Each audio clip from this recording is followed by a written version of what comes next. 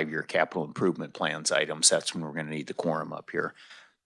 So first off, staff introduction. Maybe I can get you to go around and just kind of introduce yourselves. And thank you, Mr. Chairman. David Weiss with the Revisor Statutes Office. Guy Westerlund, Committee Assistant.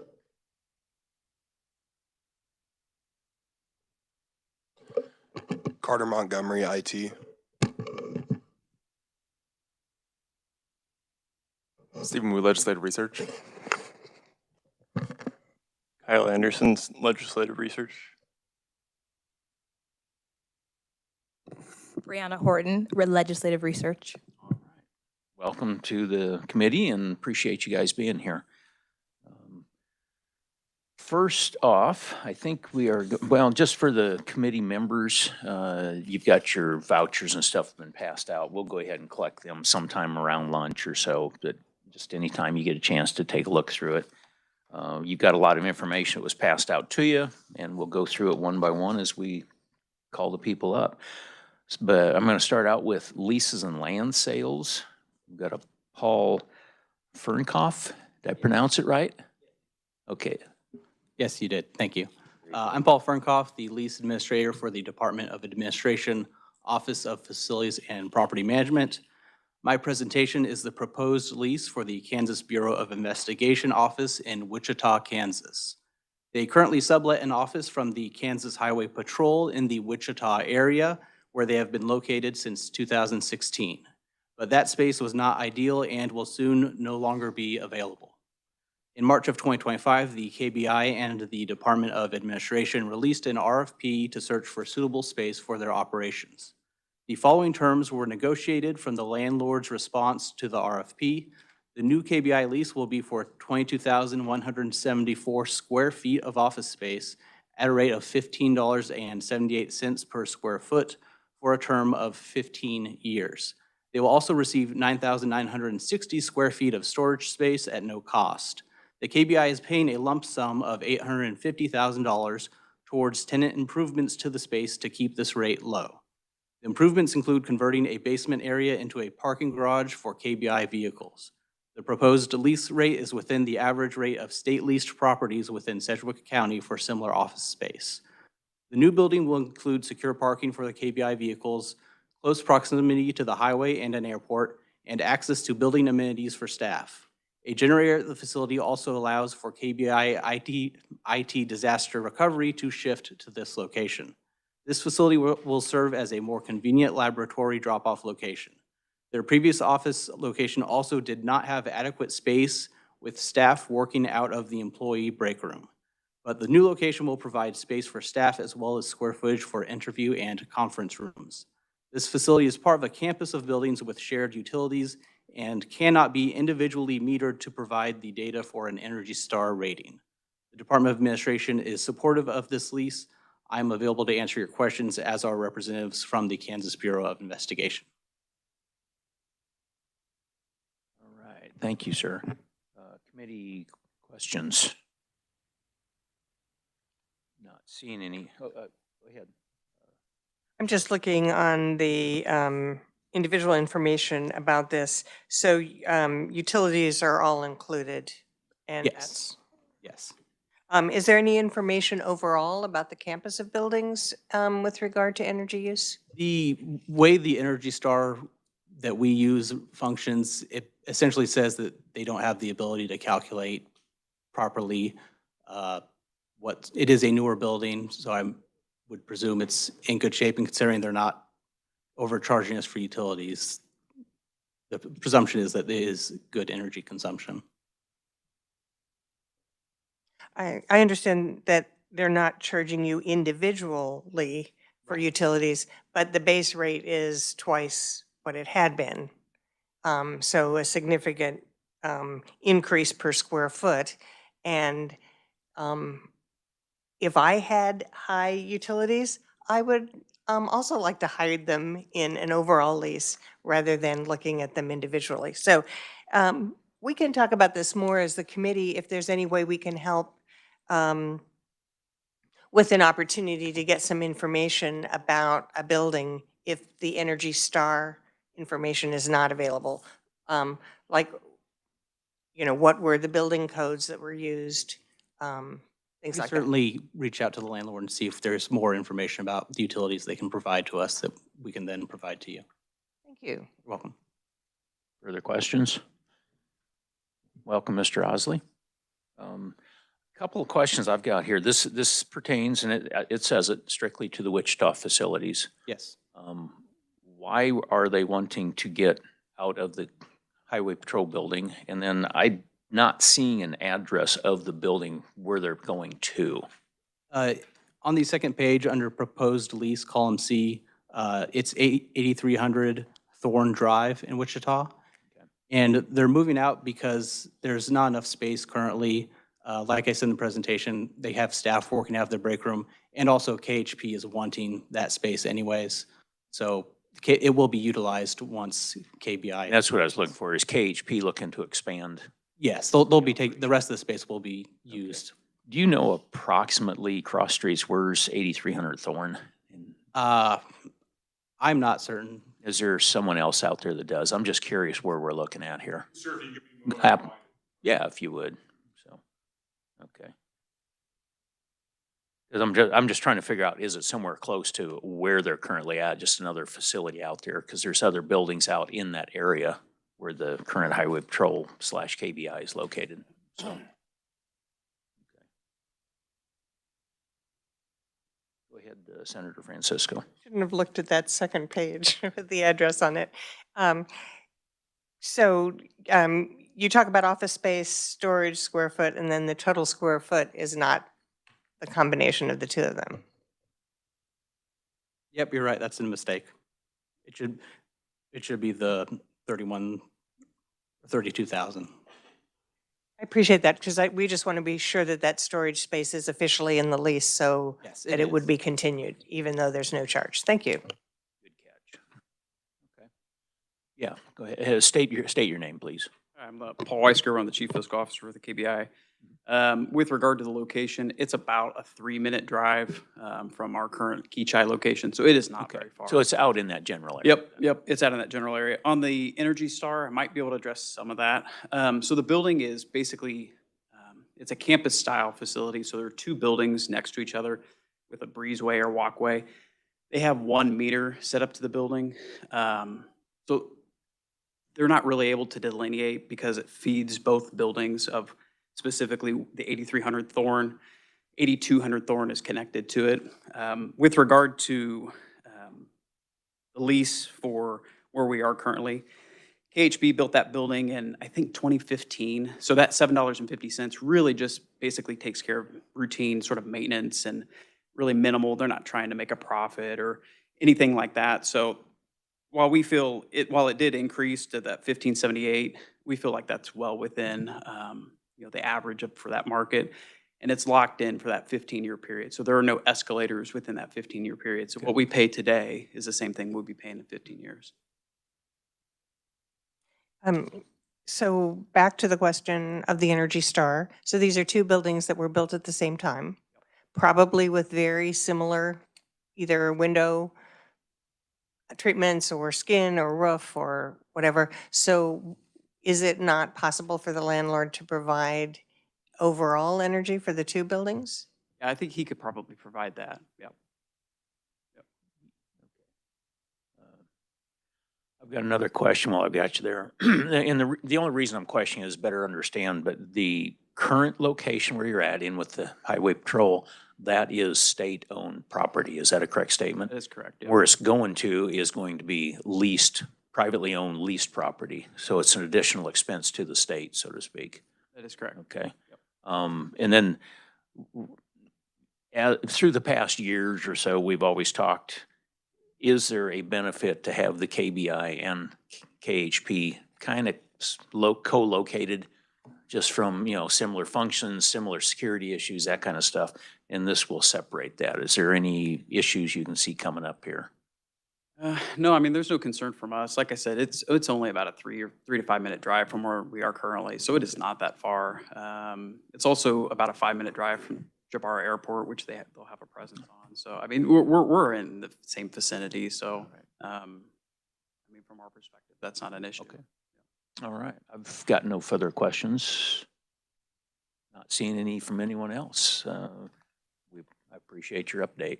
I don't believe there's any action to be done on this. It's just an update to advise the committee. So very good. Thank you.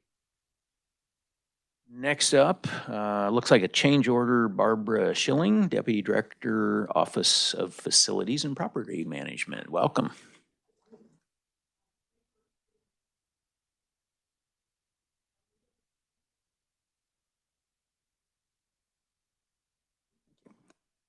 We do have a change order for University of Kansas Medical Center. They are replacing the windows on Wesco Hall B and C. Originally wanted to replace it on the whole building. The estimates were not favorable, so they left the north side of the building out of the bid. The bids came in much more favorably than was estimated, so they are adding the north windows back into the project. The change order is for $145,867.68, bringing the contract to $723,217. This will add 90 days to the project. They do still have funding from the original allocation, so there is no additional cost for this change order. And I will stand for questions.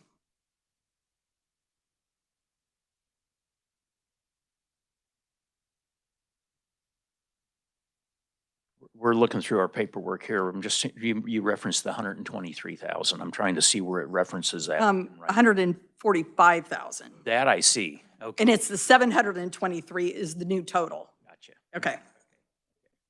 All righty. Question to the either research or reviser where it's $145,000 change. Does it need our approval if it's above 125, I thought? So we do have to have a vote on this one then. Okay, that's what I was looking.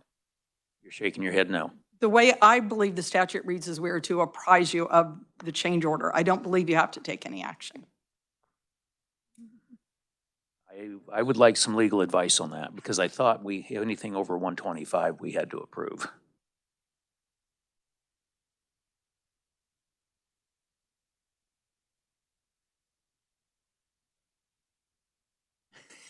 Take your time, that's fine. I just want to make sure we do it right. I'm not saying we won't approve it, I just want to make sure we're doing it right. Understood.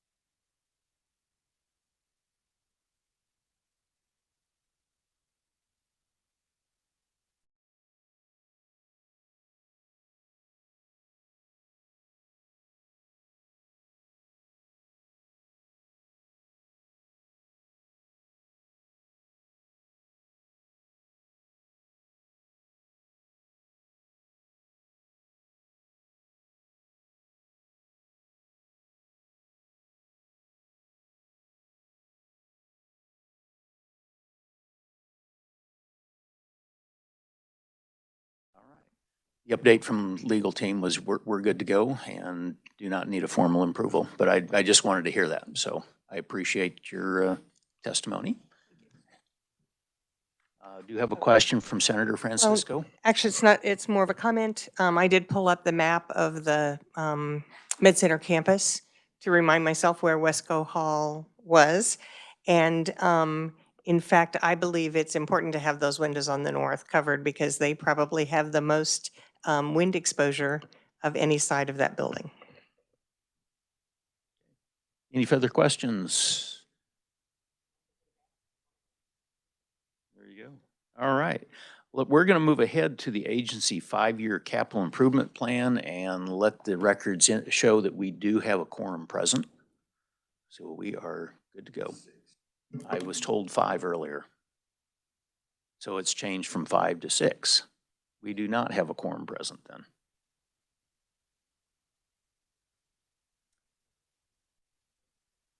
Okay.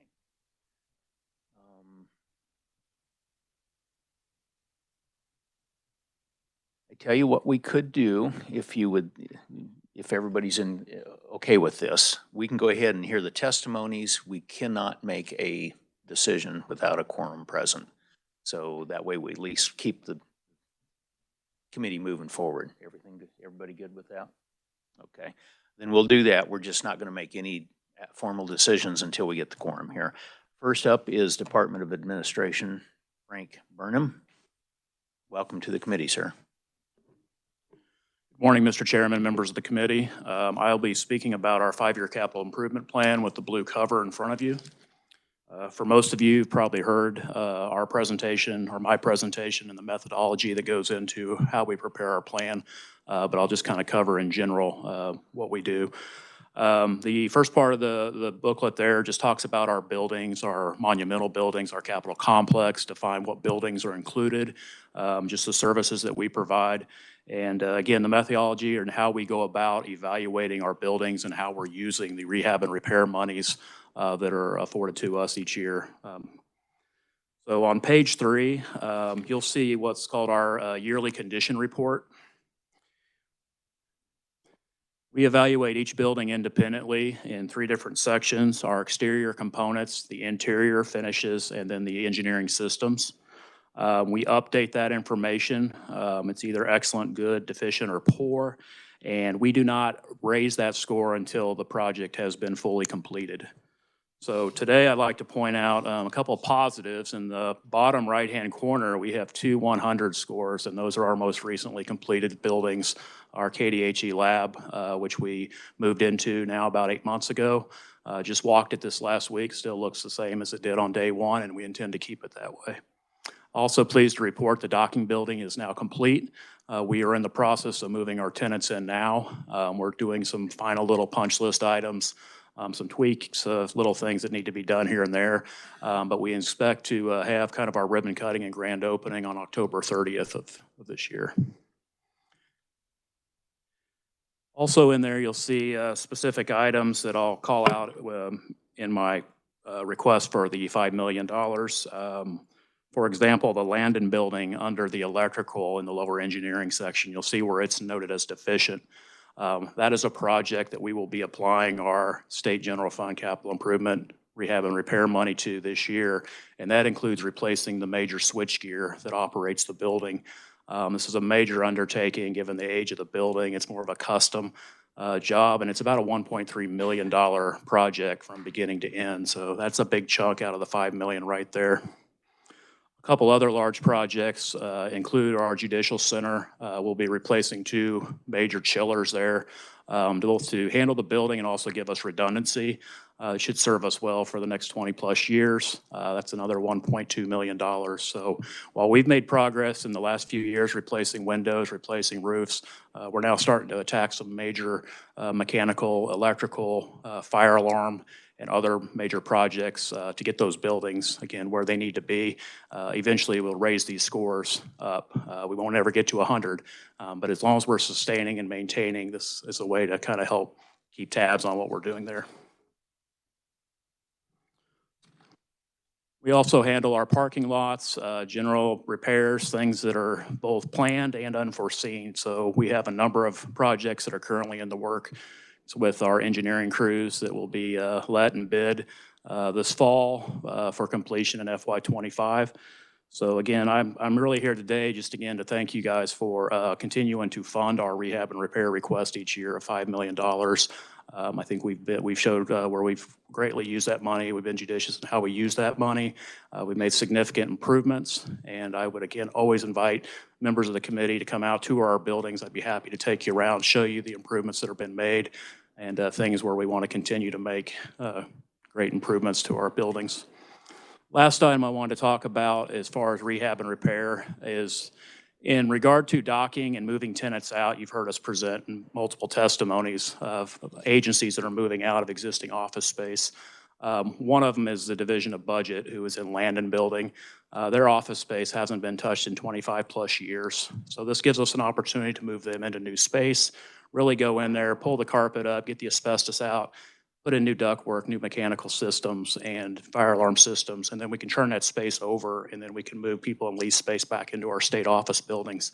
Our goal is always to try to keep our buildings full, but this will be an ongoing project, and so that funding will help take care of those kinds of needs. The other major lift in the next 2 years, this year, next year, will be the renovation of the Curtis first floor building. As I've testified before, we're moving the Division of Commerce and Tourism into the docking building, and that has allowed us now to move the Kansas Highway Patrol headquarters into the entire first floor of the Curtis building. So while that building is still 18 to 20 years old, there's still a lot of work we can go in there and do. We can build it to their needs to serve for a long future to come. So quite a bit of work left to do. I'm glad again that docking is kind of wrapping up, but the work is not done for my team, my staff, and so we'll continue to pursue that.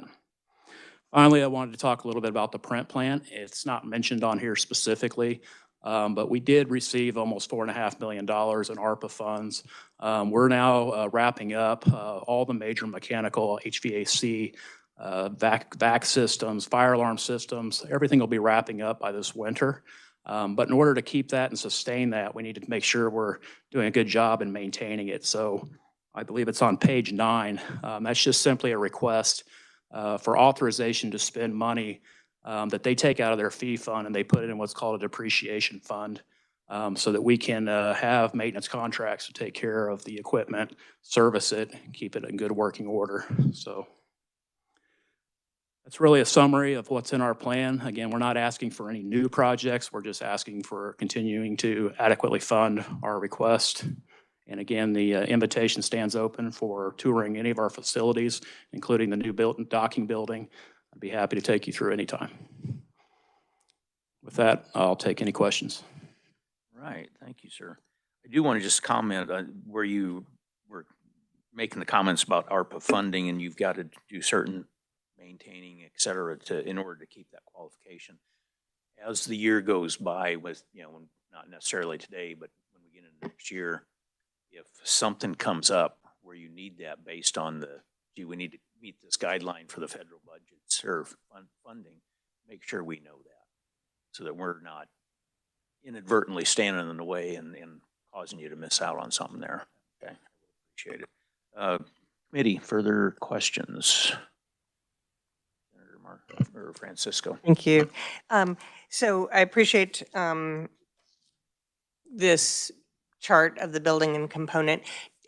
Is Memorial Halls another building that you can take advantage of if there's moves, or does that happen later? Oh, you're absolutely right. Thank you for the question. Yeah, Secretary of State actually is moving this week. They'll be out of the building fully next week. So we have been strategic in trying to go behind and renovate, change carpet, paint, update lighting, ceilings. And then now that the agency has moved out, we'll be working closely with the Attorney General's office, again, to kind of help facilitate a phased approach so that we can continue to modify those areas. They intend to move a lot of their people back into the building that might be currently like in the land and building or in lease space. So we're working very closely with them. But yes, we would be using these same resources to restore that building. And in fact, it's one of the buildings that scores the lowest. We just haven't had an opportunity to really get in there and take advantage of having an empty space to work with. Further questions? Vice Chair Luce. Oh, thank you, Mr. Chairman. On the Judicial Center electrical, what's that issue there?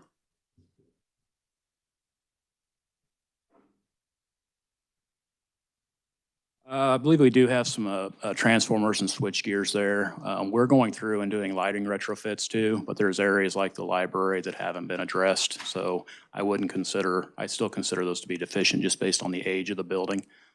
So we will be working in those areas as well.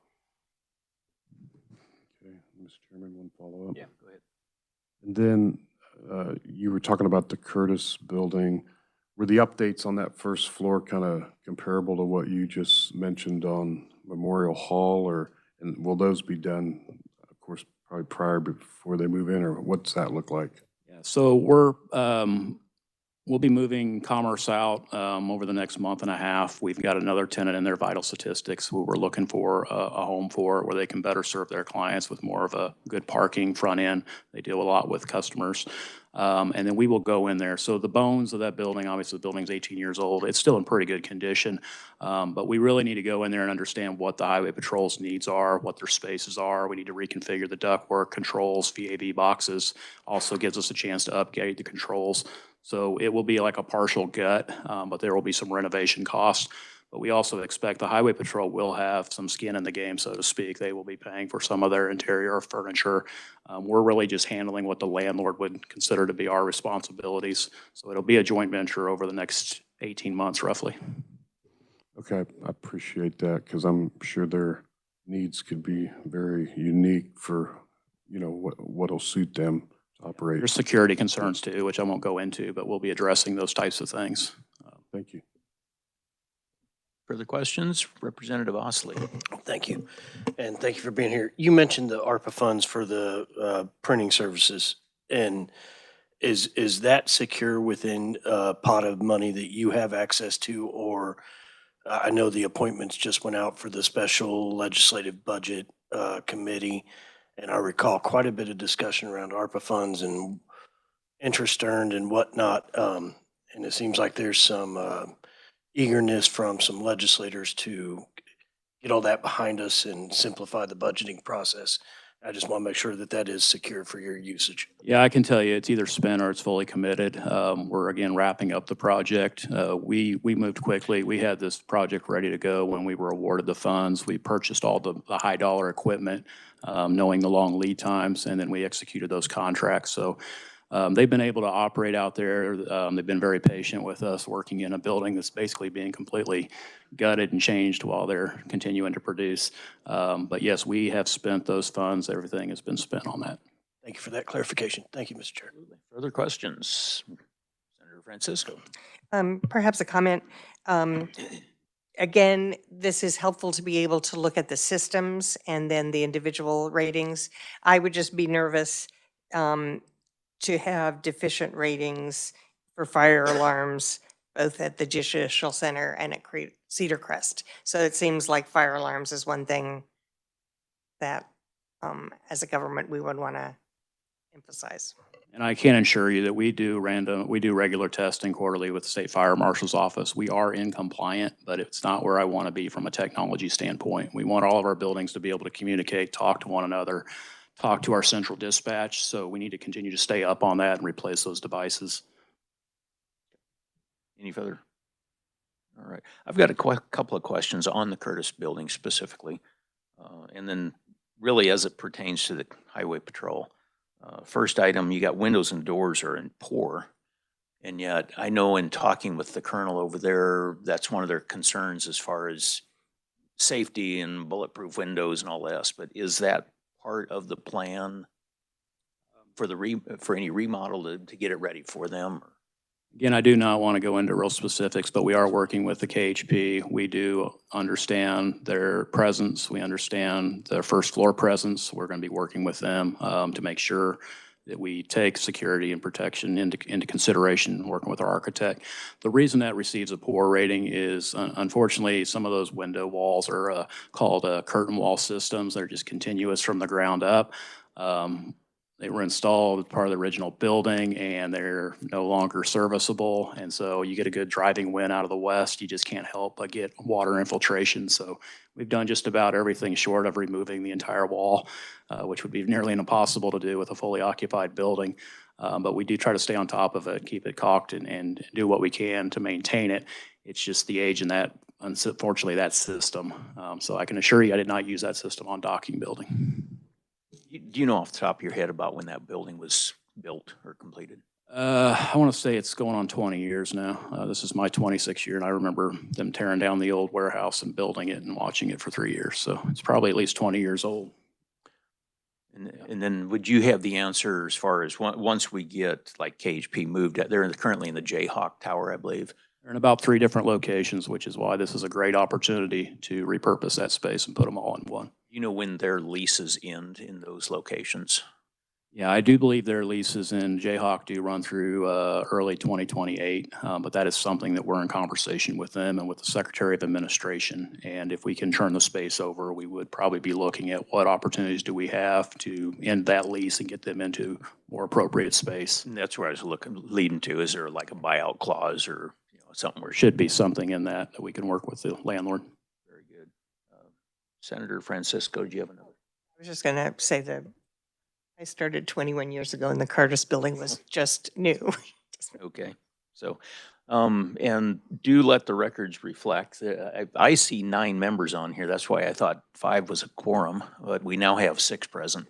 So we have 6 out of the 10, so that definitely is a quorum. So we're good to move forward on that. So, all right.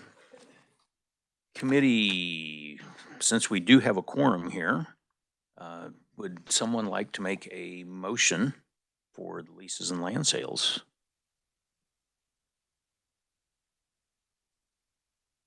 Go ahead, Senator Clues.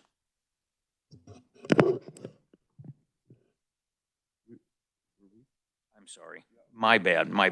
Department of Administration. I got off a little bit. My bad. Thank you. I make a motion to approve Department of Administration's for, I guess we're going to just, for consideration. For recommendation. Recommendation, okay. Do I have a second? Let the record reflect that it was seconded by Marcy Francisco. Any discussion on that, committee? So all in favor of approving the motion, please say aye. Aye. Any opposed? Let the record reflect that it was unanimous. All right. Thank you, sir, for being here. Next up is Department of Labor. We've got Don Plumberg, Chief Fiscal Officer. Welcome to the committee. Good morning. It is turned on. It'll be lit up if it is. Oh, it is now. Okay, yep, we're good. Okay. Thank you for having me here this morning. My name is Dawn Palmberg. I'm the CFO at the Kansas Department of Labor. In front of you, you should have my 5-year capital improvement plan. And within it, there's nothing out of the ordinary, just upkeep and general maintenance of our 4 buildings. We were successful last year in selling one of our buildings and downsizing slightly, so that was good. So what's in our capital improvement plan is upkeep of the HVAC systems, the windows, the exterior of our 4 buildings, and that kind of thing. I'm happy to stand for questions, but there's really no change from last year, just another added year on. Okay. Committee, questions? Senator Francisco. Thank you. I do see, and I think this is appropriate to make an increase between fiscal year 28 and 29 in terms of the total amount of the rehab and repair budget. Does it make sense to wait till 29 or do that more gradually? Actually, this year, I have 200,000. Right. And next year, 250. So I have incrementally increased just the general rehab and repair over the years. Okay. Appreciate that because I do know that those costs will increase. Yeah. Yes. Further questions? Okay, not seeing any.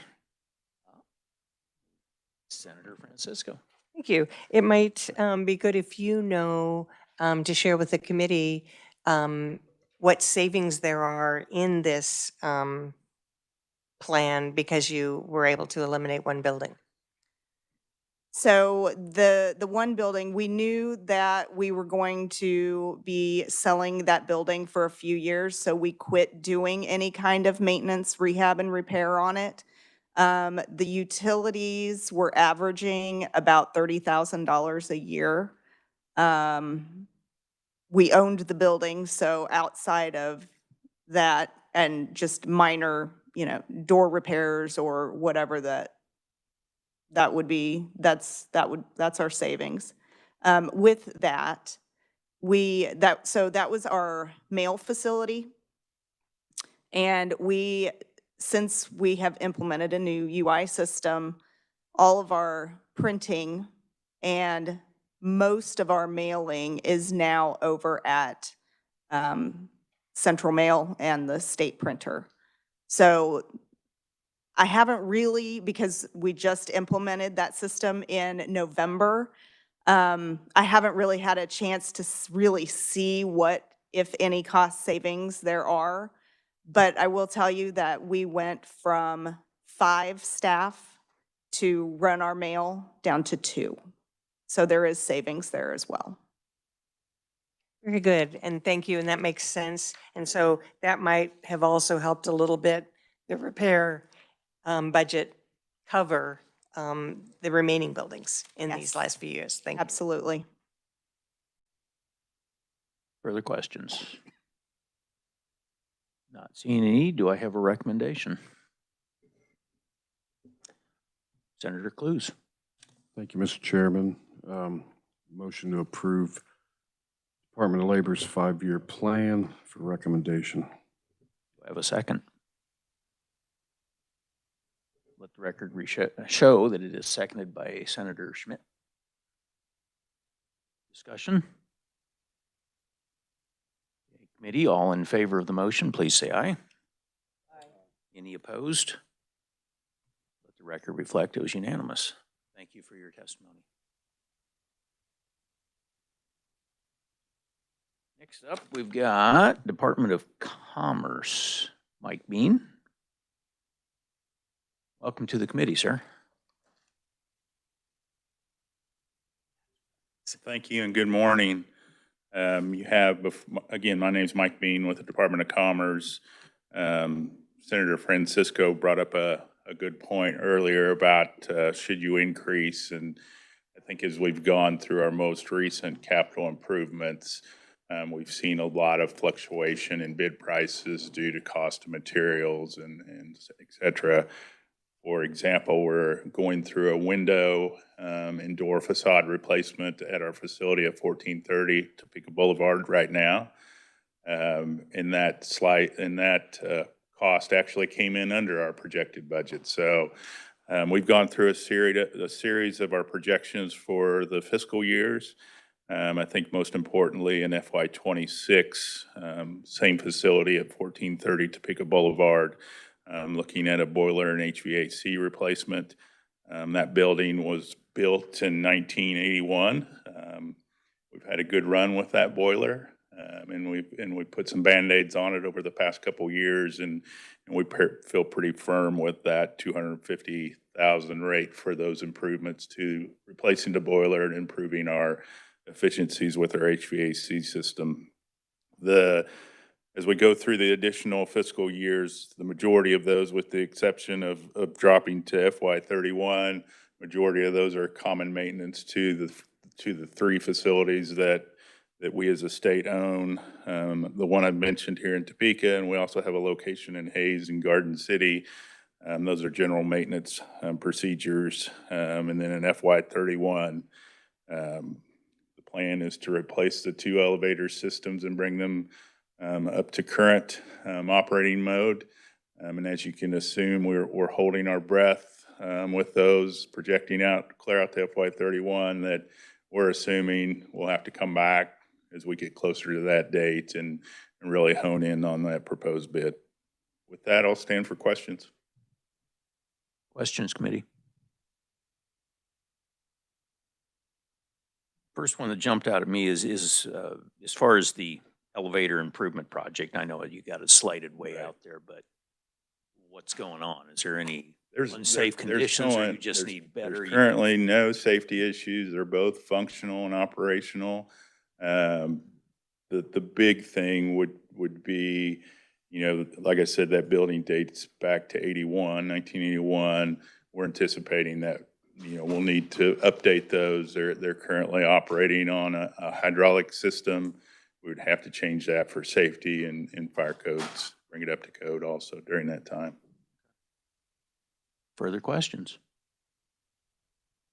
All right. Though elevators are convenient, they are expensive. So. Yeah, I understand that. Not seeing any further questions, do I have a recommendation? Senator Clues. Thank you, Mr. Chairman. Make a motion to approve the Department of Commerce, their capital plan recommendation. All right, you heard the motion. Do I have a second?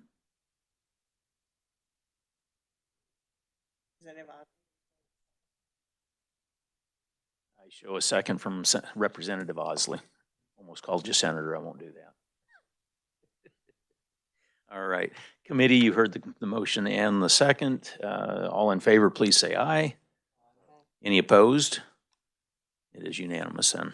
All right. Thank you for your time, sir. Next up, we've got Robert Stewart, Executive Officer for Kansas Bureau Investigation. I just need to know, are you following me around?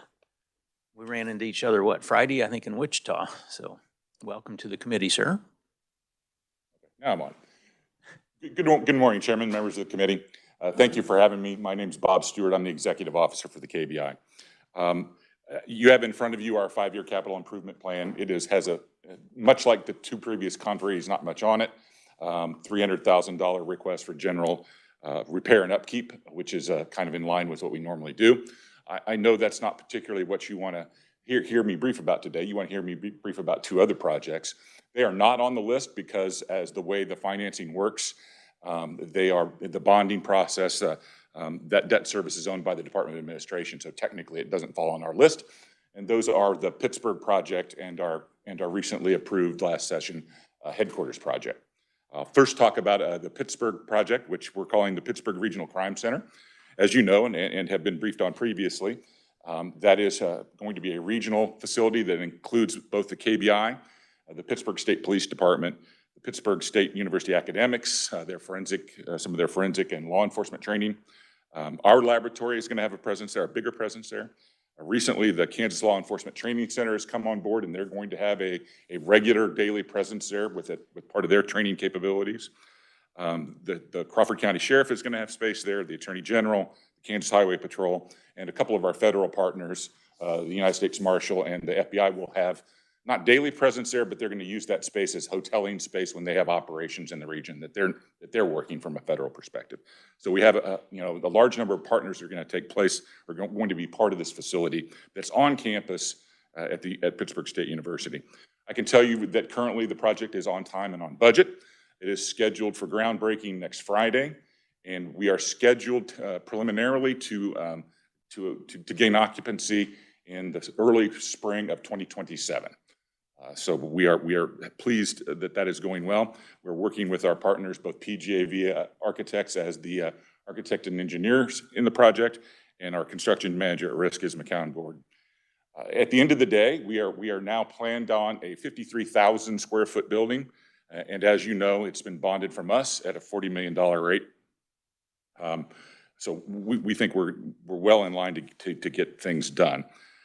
You may recall that part of the big plan, both with us and Pittsburgh State University, was that there was going to be a federal grant money that was also going to lay in and provide some funding for training and equipment. That is still the case. Senator Moran has used some of his congressional designated spending authority to designate for this coming fiscal year, $8 million to this project that'll come through the Department of Justice grant. As you are probably very familiar, and as is the KBI and our Pittsburgh State partners, the timing of that is somewhat difficult at times.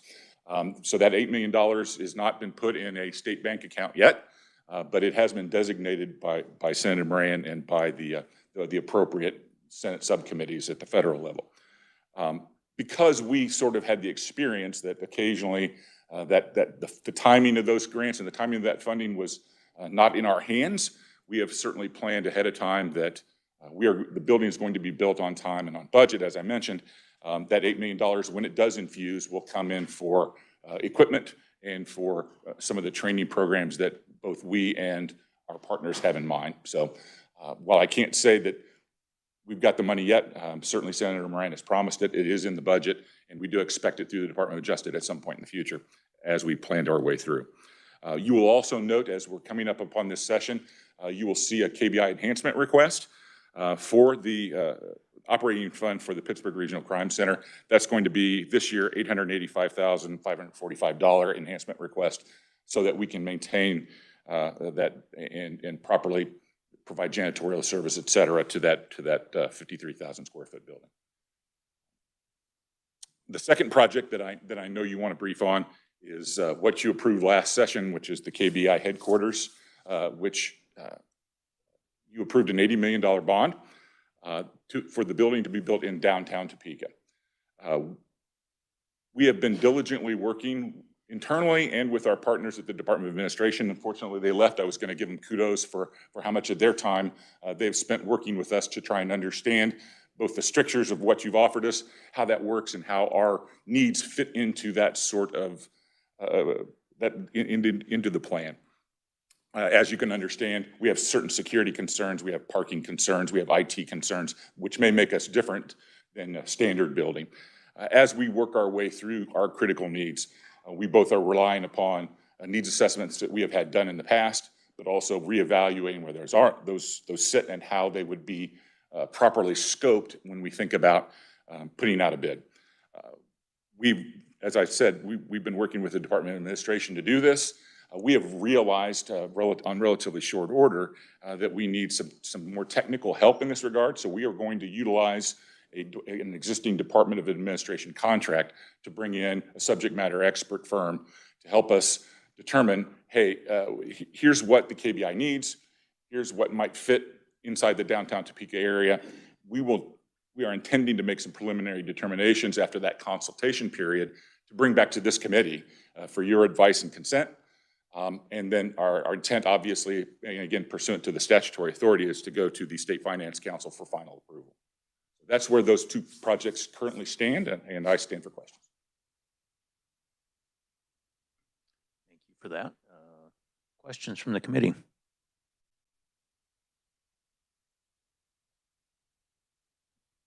Not a whole bunch there. Okay. Can you, or I'll get to staff, but the Senate Bill 125 that's referenced, was that the overall budget bill or? Okay, that's what I was thinking.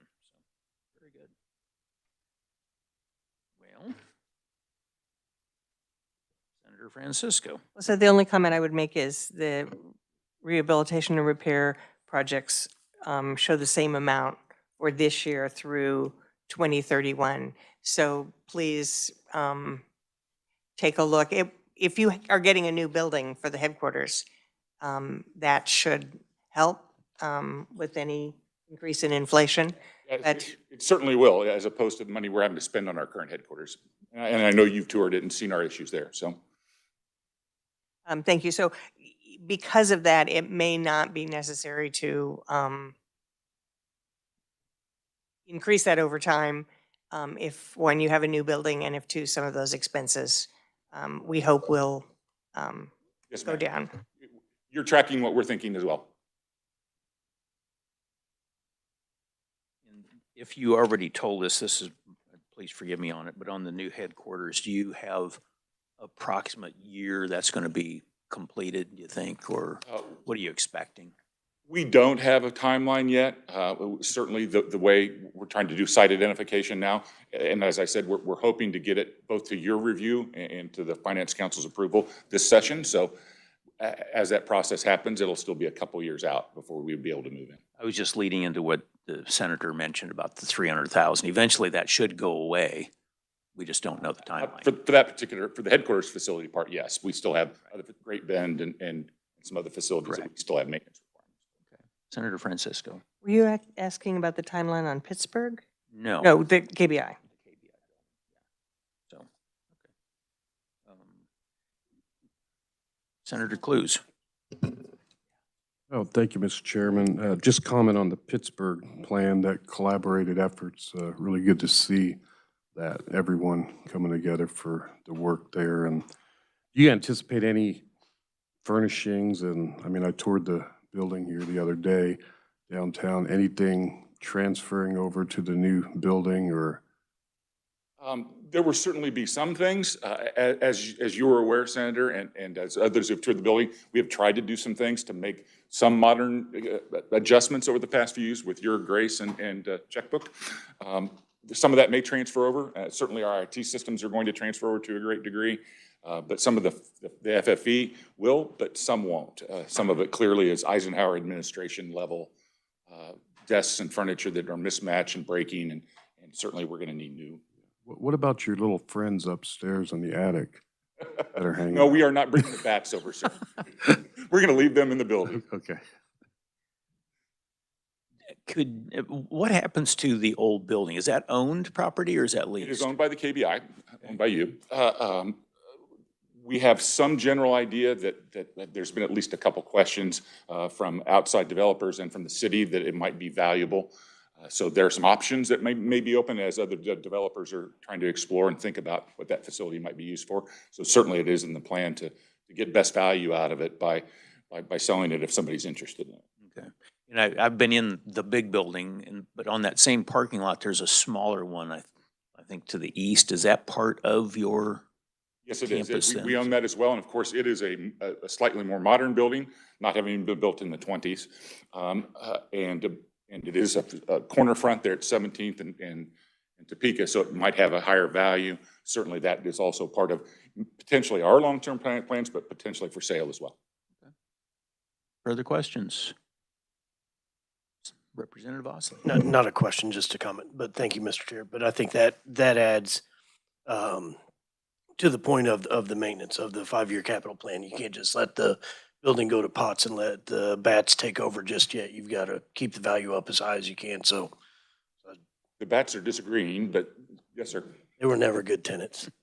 Thank you. With that said, would anyone like to make a recommendation? Senator Clues. Thank you, Mr. Chairman. Make a motion to approve the ABI plan for recommendation. Do I have a second? Seconded by Representative Bob Lewis. Committee, you've heard the motion. All in favor, please say aye. Aye. Any opposed? It is unanimous. Thank you for being here, sir. We are moving on to Kansas Department of Transportation. Robert Fuller. Welcome to the committee, sir.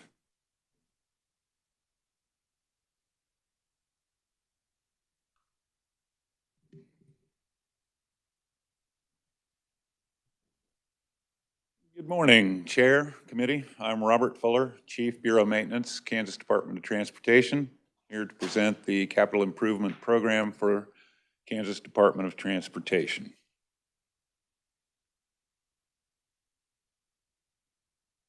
I believe I had a PowerPoint.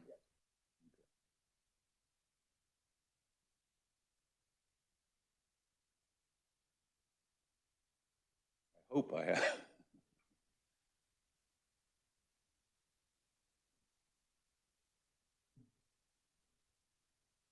There's no rush on it. We're running a little ahead, actually, so we're fine.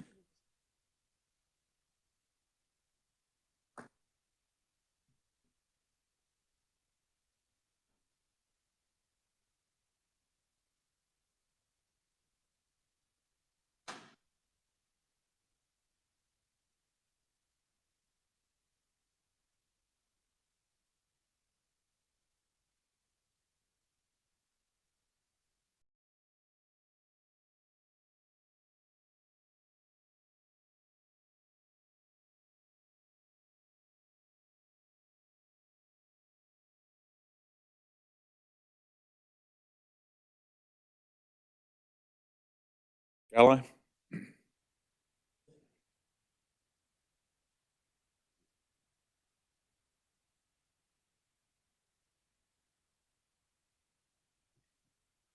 Okay, our project selection process has remained the same for many years. Our primary focus is to preserve what we have, and our Long-term focus is buildings must work with modern means and equipment, and they must be in the right places.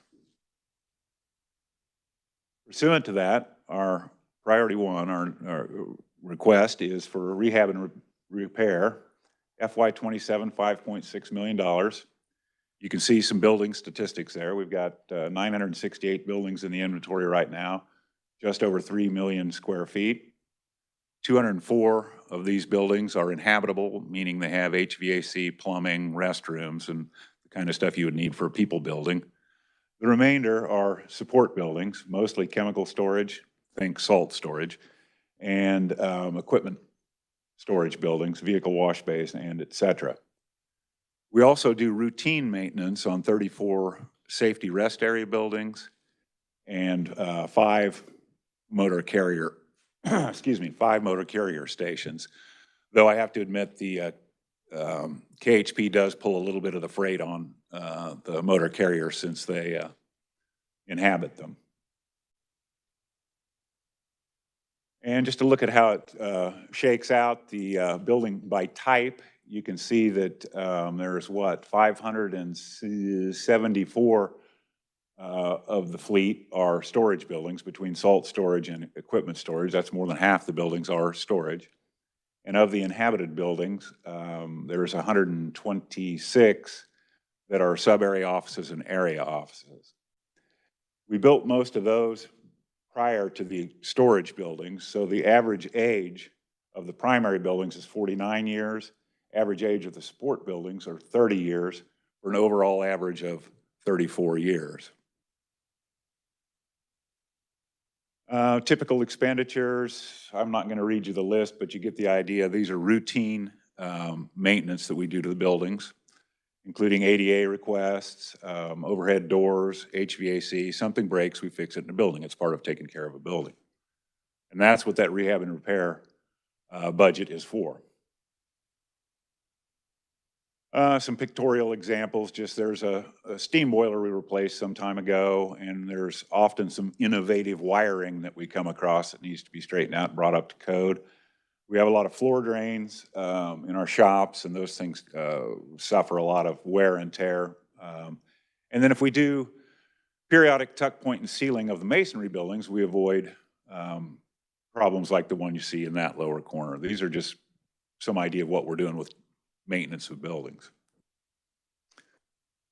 Priority, the request number 2 priority is the re-roofs, and these are complete re-roofs. This is not a patching of a roof. This is where we tear off the roof and completely replace it, sometimes finding sheeting that needs to be replaced, usually have to replace all the flashing. So it's a little bit more than just patching up a roof. In this list, you'll see domes and cones. Those are shingle type roofs. And we'll be putting a metal roof on the Minneapolis rest area. That's a building from the mid-70s. Sub-area modernization. As I pointed out, most of the buildings we haven't replaced yet are pretty old, 50s or late 50s, early 60s, and they simply don't fit the equipment we have anymore. In the 50s, a plow truck was 2,305 gross vehicle weight and about 26 feet long. A modern truck is 58,000 gross vehicle weight and about 40 feet long from the tip of the plow to the back of the spreader. And I'd also point out that the modern plow truck is now north of $250,000 a piece, and taking care of this equipment is a large reason we want to have a building that it fits in. And here's just a typical example. This is actually Clay Center. I think it was done in FY20 or 21. It's been a few years ago, but it provides a good example of what we're doing. You can see the 1950s cinder block building that doesn't house our equipment anymore. They also have some ADA problems, narrow doors and small bathrooms. And it was replaced with a modern pre-engineered metal building that fits staff and our equipment. So the request for FY27 is for $9,267,698. We'll be doing Atchison, Lincoln, and Marysville. And these are the complete project costs, which include the building, architecture, any site work, any utility relocates and so forth that go along with it. And as you can see, those buildings are 65 plus. They're ready to retire, in my opinion. Priority 4 is salt storage buildings, listed, I think, as chemical storage in there. But the chemical storage is salt. Sublette and Lyons will actually be additional capacity, and the others are replacing older structures. Pictured here is the Gage Metro office here in Topeka. We replaced the one on the left was an innovative building that was built out of repurposed bridge girders stacked up and welded together. It was no longer functioning, and it was replaced last year with a modern building that wood frame on a concrete stem, which is what we intend to build in these other places. FY27 will be Kinsley. And finally, priorities 7 and 8, wash buildings and safety rest areas. We need to have wash buildings that are sub areas because we can't wash trucks out in a parking lot and just let the salt, oil, and so forth run off into the surface water. It's not only bad practice, but it's, I think, against the law.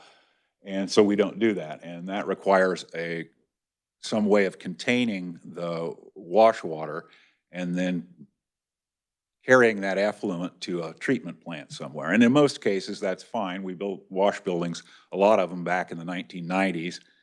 They function fine. There's some areas, though, that, or some sub areas rather, that where we didn't have city plumbing, and they're on septic systems. Lyons is the one we're going to do next. That's actually a relocate to a new site, so we need to build a building. But believe it or not, Overland Park is still on a septic system. When we built that building at 167th and 69 Highway in Overland Park, it was out in the country basically, and the city's grown around it, and there's now sewer available. And we had a interchange improvement project last summer where we had the highway open. We put some pipe underneath the road, and we're now going to hook into city sewer. So we want to build them a wash bay that they can use. Edwardsville in southwest Kansas City is a similar situation. We are now able to hook into city sewer, and so we need to get a wash bay built there. But 27 will be Lyons. Safety rest areas, as I mentioned, the day-to-day, the routine maintenance of the safety rest areas is handled under the rehab and repair budget. However, these buildings were built mostly in the 1970s, and they had there was a program in the 90s where we came in and put in new fixtures and cleaned them up. And it's just time to do it again. And we have been doing that with rehab and repair money as we can. It's gotten pretty expensive. So we're looking at doing a program of several years with dedicated funding for those safety rest areas. And it's not just fixing up the rest area building itself. The lagoons haven't had much work. The wastewater lagoons that service these rest areas haven't had much work done on them in the 50 years that they've been in service, and they need it. And the last 2 rest area projects we did, we had to do a pretty good amount of work on the lagoons, and it got expensive. So we got with KDHE, and we're going to go through and we're going to inspect all of the lagoons and all of our safety rest areas, see what they need, if anything, need to be done to them, and we'll triage them, put them in order of importance. And so some of this money is not the building itself. Some of this money is actually spent to get our wastewater lagoons up to specs. And then lastly, happily, knocking wood, I am not asking for more funding for the District 1 complex, which is now being built in Topeka. It should be finished in January, we're hoping. So far the project has gone along pretty good. We've stayed within what we expected for budget, and it's essentially on time. We hope to be moving in, well, we hope that it'll be finished in January. We probably won't move in actually until after snow season, sometime in the spring. And right now, as of last week, it looks like that. The masonry work is done on the office portion. They were installing windows is what you can see here, and they'll have that dried in It may be by now. I haven't been out there this week. But it's moving along pretty good. I just want to give you a report that we're happy about that project. And with that, I'd be happy to answer any questions. All right, thank you, sir. Committee questions?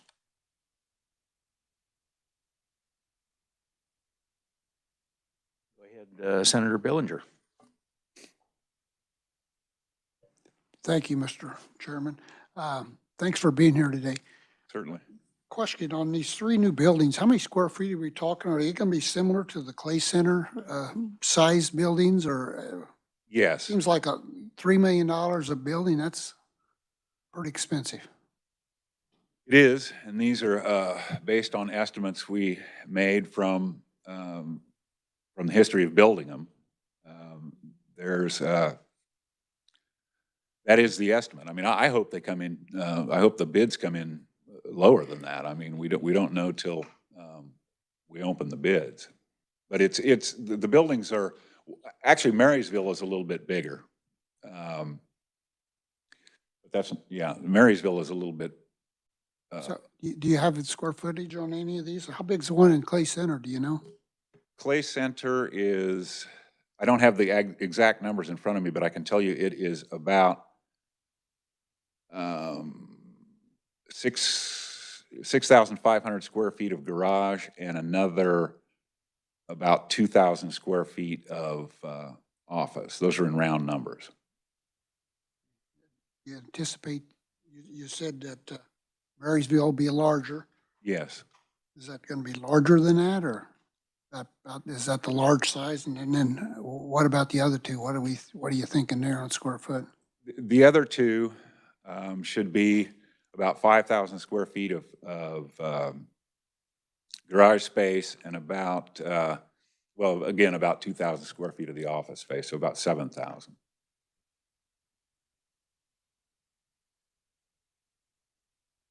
And how many square feet do they have now? There's that double in their size, or? It's, again, I can tell you. Which one? Lincoln or? Any of them? Looks like the smallest one's Lincoln. The other 2 look considerably larger on the photos.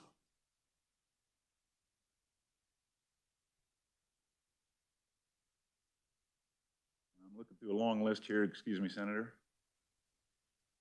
You guys put heat in the floors, or you put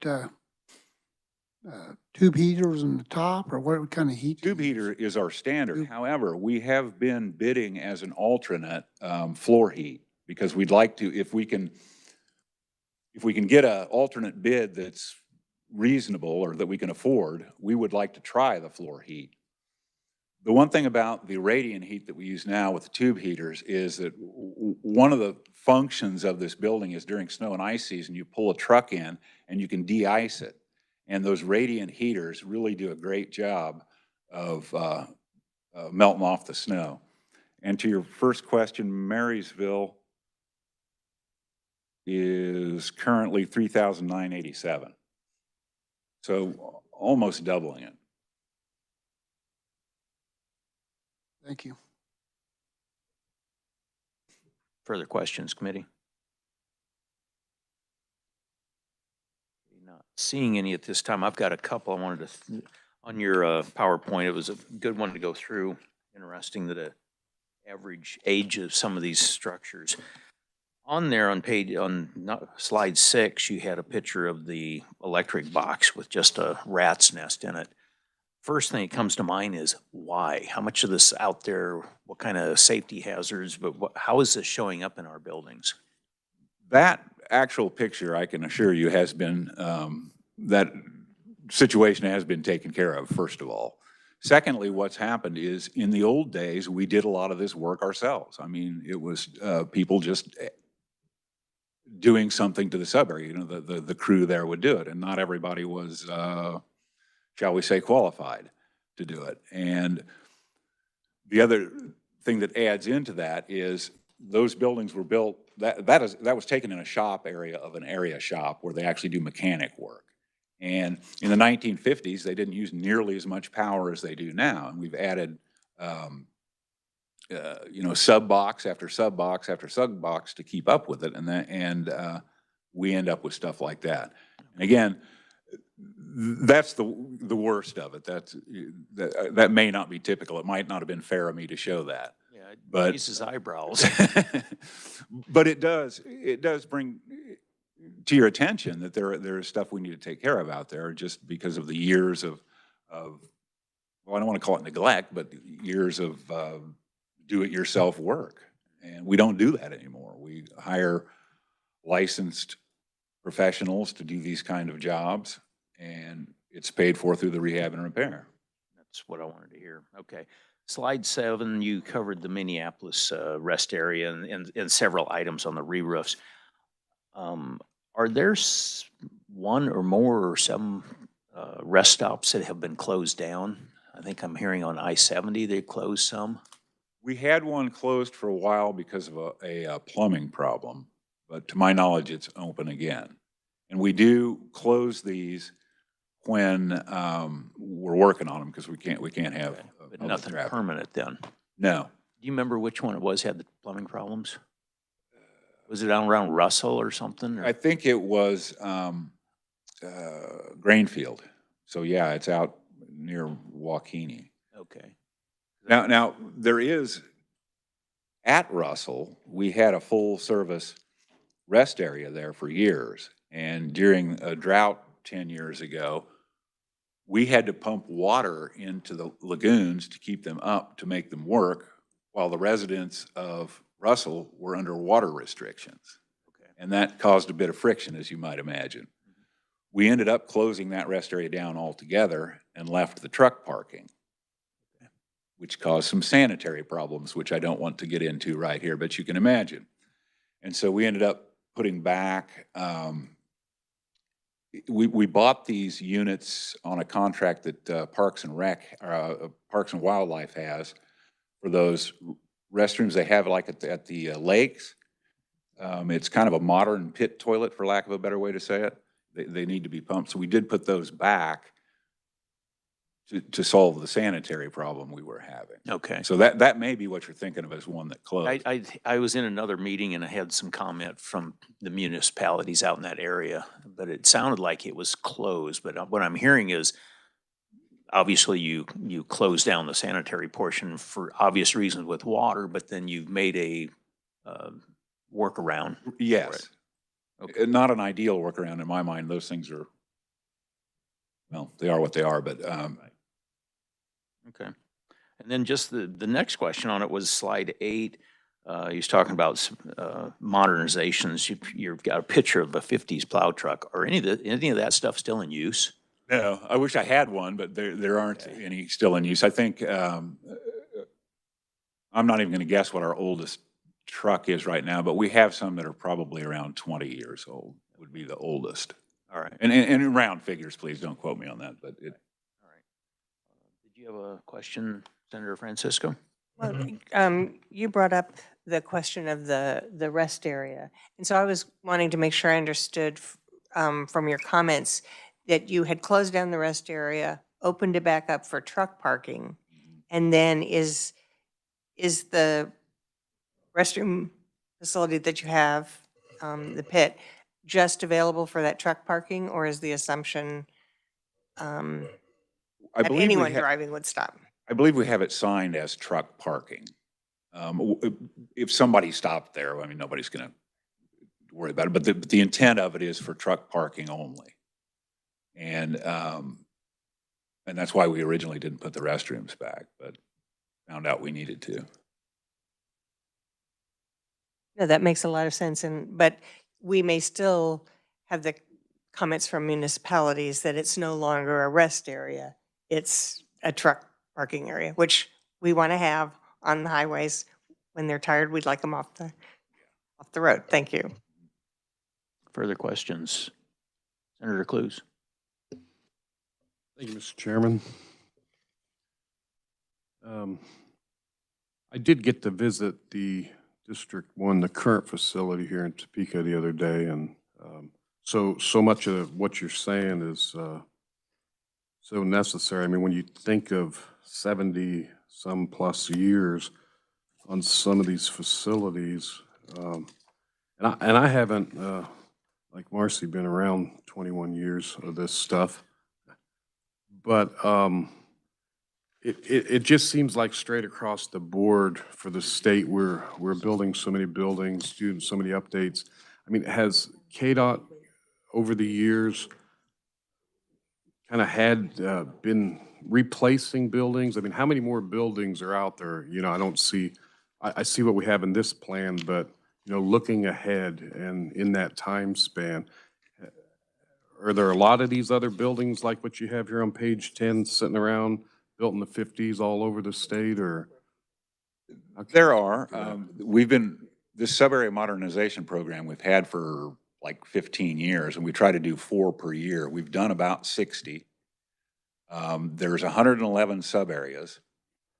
When we started the program 15 years ago, we said, okay, anything built after 1980 is not in the program.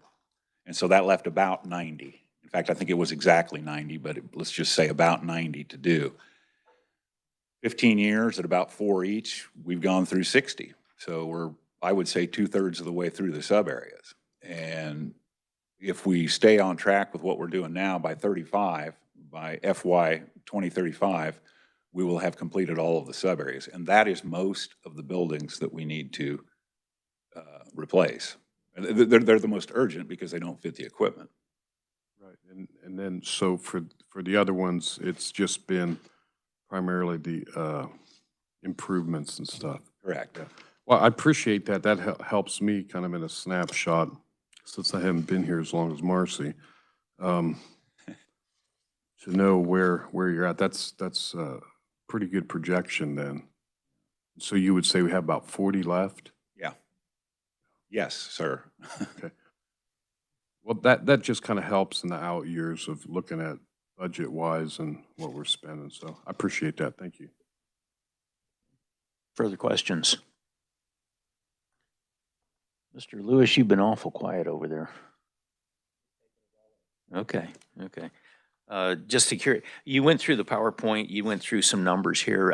We were handed another document, and I just want clarification on it, but it says that I am Chad Depperschmidt, Chief Bureau of Right-of-Way. Is that part of any of this? It's KBI. To my able colleague. Okay, because I thought it was part of the Department of Transportation. Okay, does that need to be included in? It is. I'm not Chad Depperschmidt. I am Brendan York. I'm the Assistant Director of our Division of Administration. So this is something we submit annually as part of our regular submission for the Joint Committee. It's just a memo or for information on our right-of-way disposition. So the front page is those properties we've acquired. Back page is those that we've sold, and it just sort of runs through that. So if there's any questions after you review it, bring them to us and we'll answer those. Yeah, I just wanted to make sure it was officially entered in here, so I appreciate you popping up here. Yep. All right. Committee, any further questions? Senator Francisco. Thank you, Mr. Chair. So at some point, or several points, the legislature was concerned about if we had excess property. And so they asked for this report to be issued to us every year.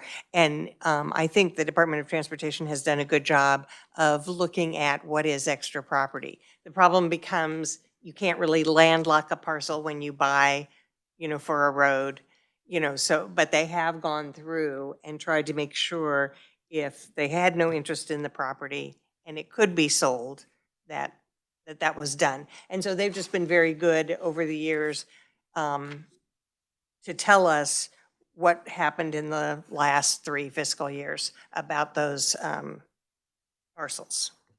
Does that help? Thank you for that clarification. All right. Do I hear a motion for Department of Transportation?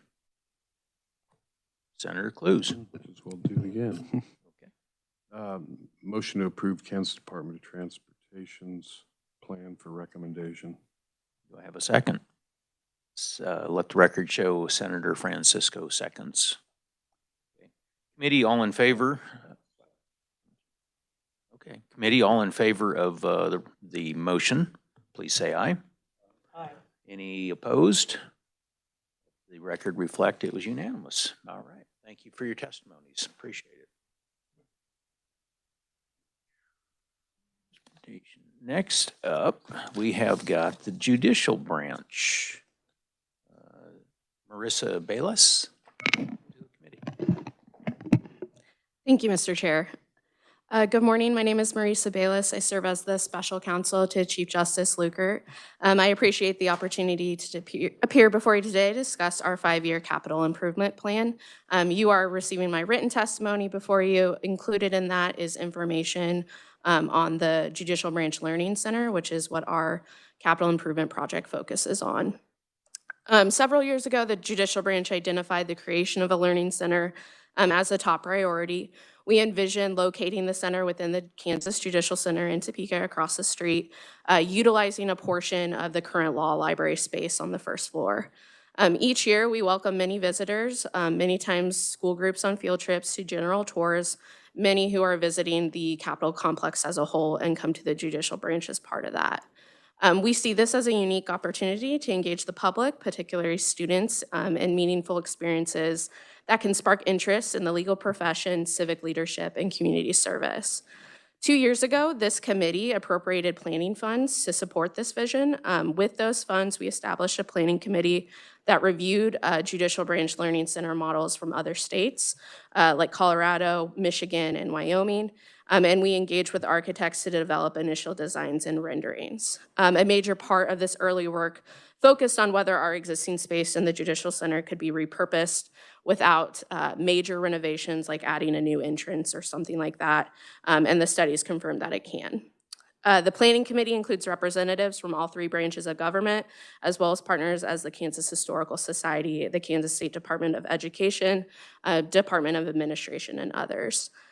Phase 1, the study and design phase is complete, so the proposed learning center would feature a model courtroom for classroom experiences, mock trials, and interactive case simulations, so kids could be the judge, the court reporter, the defense attorney, the prosecutor, and act out a real-life case before them.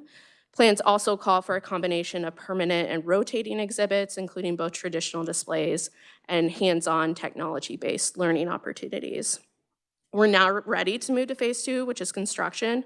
Last year, we did request the full cost, which was $7.8 million based on the architect's design proposals. That request was not approved. We do recognize that the state has to balance and prioritize all your capital improvement needs across Kansas. So therefore, we've came back this year with a revised request. So for FY27, we are seeking $300,000 to fund 1 or 2 cornerstone exhibits. This phased approach will allow us to begin implementing the project, demonstrate progress, and leverage additional funding sources such as foundation grants, private partnerships, and other means which we are actively pursuing right now for the larger cost of the construction project. We believe this initiative will provide lasting value to all Kansans. It will offer individuals a deeper understanding of how their government functions, highlight important aspects of our state's history, and demonstrate how the branches of government work both independently and together to serve the public. I'm happy to answer any questions that you have. All right, thank you for that. Committee questions? Mr. Lewis. At long last, thank you, Mr. Chairman. So just so I understand, you want to have this learning center, which sounds like a good idea to me. And you're proposing $300,000 in fiscal year 2027 and $350,000 in 2028.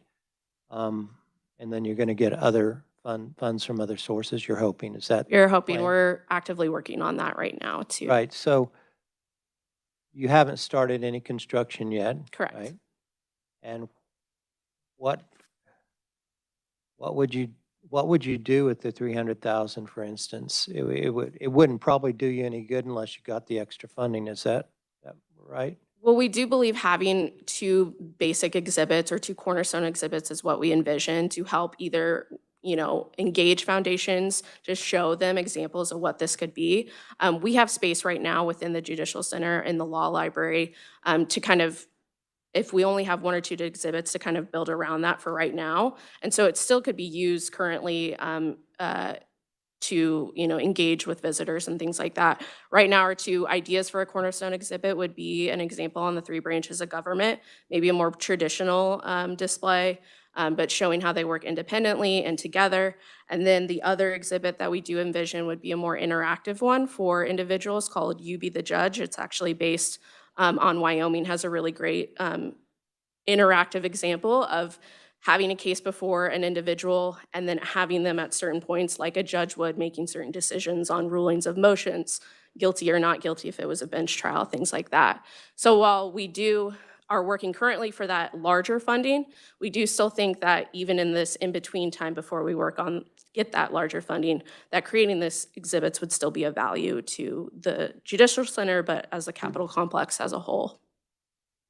Okay, thank you for that.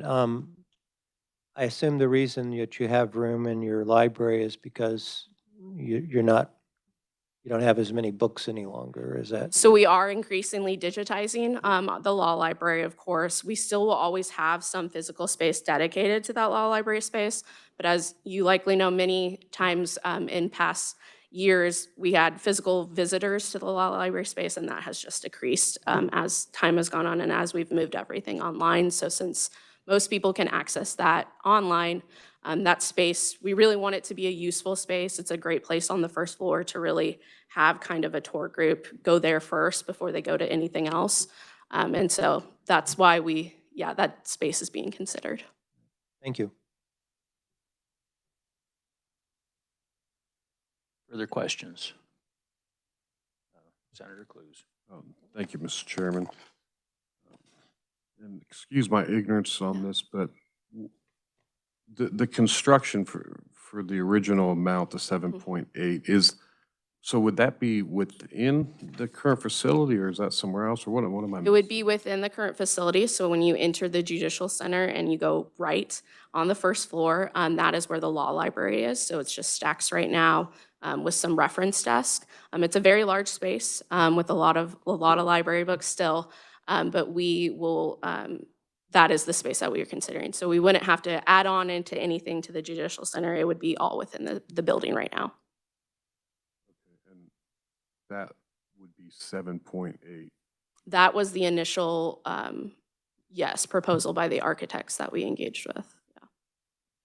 Yeah. Representative Osley. Thank you. And just to chime in here so that folks know we're paying attention.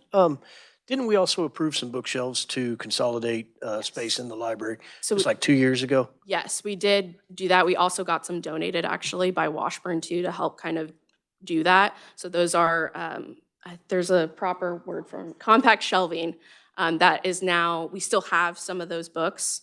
They're just not physically displayed. They're actually in the basement. But if anyone needed them, we would get them for them. Thank you. Further questions? Senator Francisco. Thank you. Can you help us understand how the project for the garden level reconfiguration fits in or doesn't fit in with any of the work on the Learning Center? So technically the garden level, so we have the first floor, second floor, third floor. Garden level is what we would consider the basement.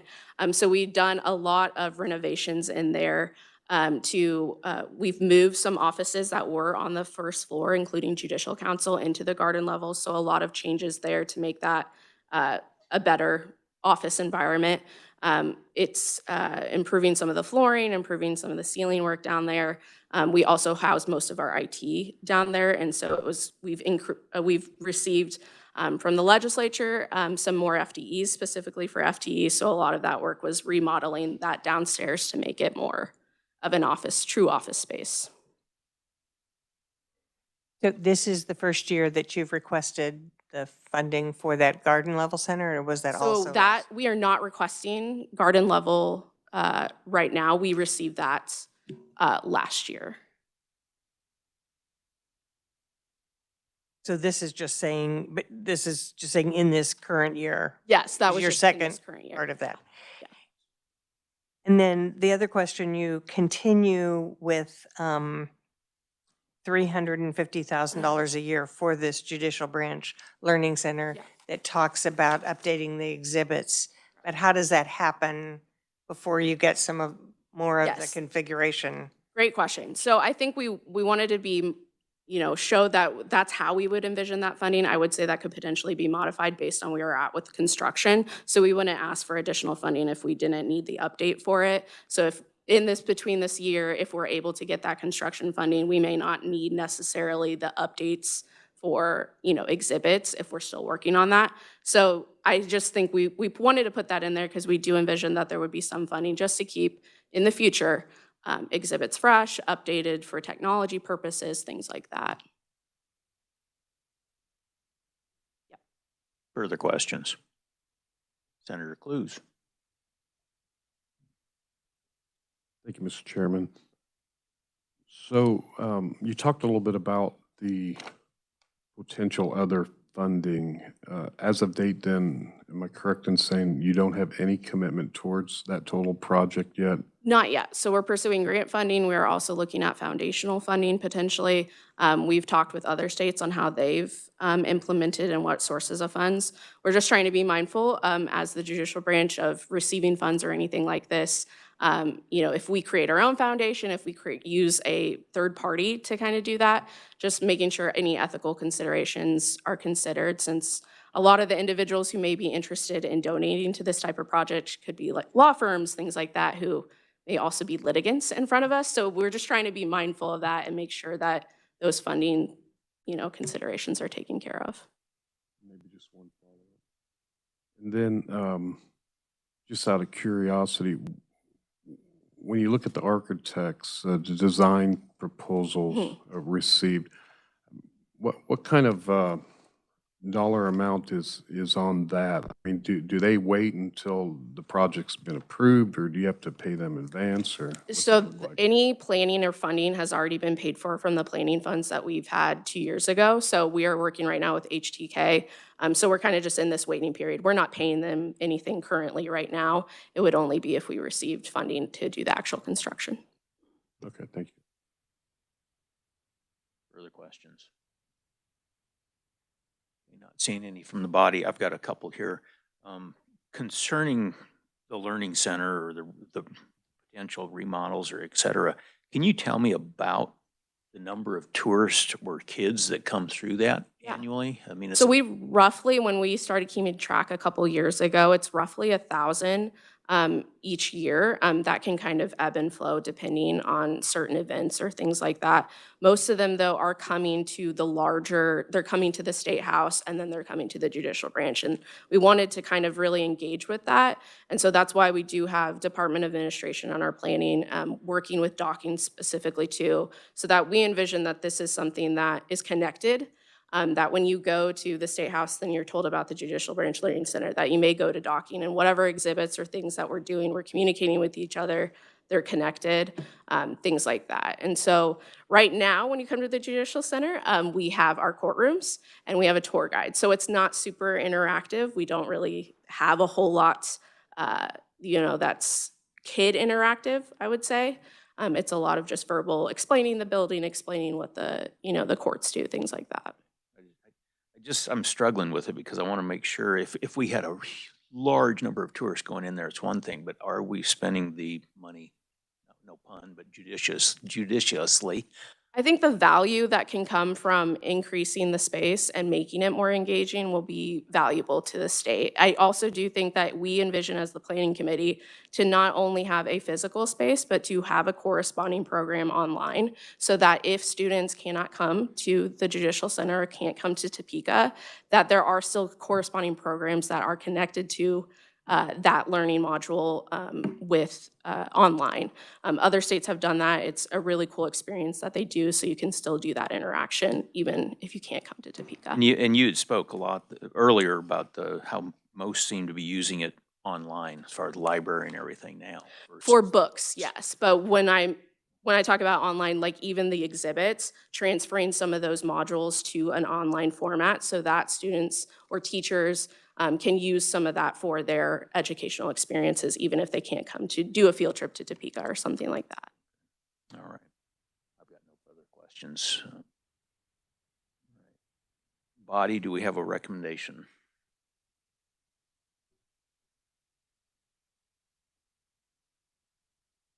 Senator Francis.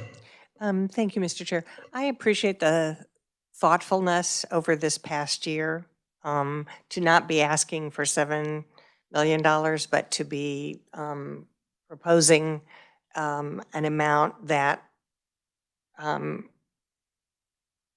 would show some intent. I think I really like the idea of students and individuals coming to both the state capitol and also the judicial building. So now we just need a new office for the governor outside of the building, and we can make, we can explain it. But you see the governor here. So those are the three benches. So because of that, I am much more comfortable with this request than I was last year, and I would move that the committee adopt the 5-year, or what is the wording we use to approve the recommendation for the 5-year capital budget plan as presented, although I know that there may be more discussion on this than some of the others. Okay. Before I asked for a second, was there further discussion from Mr. Lewis? Because I knew you were wanting to speak. No, Mr. Chair, I was going to make the same motion. Okay. So I'll Would second you that would you like to second it then? Okay. So please show that motion was made by Senator Francisco and seconded by Representative Lewis. Any discussion on that? Anybody, you've heard the motion. All in favor, please say aye. Aye. Any opposed? Let the record reflect that it was unanimous. Thank you for being here. Judicial branch. The next one up, we've got the Kansas Department for Aging and Disability Services. Scott Bruner. Welcome to the committee, sir.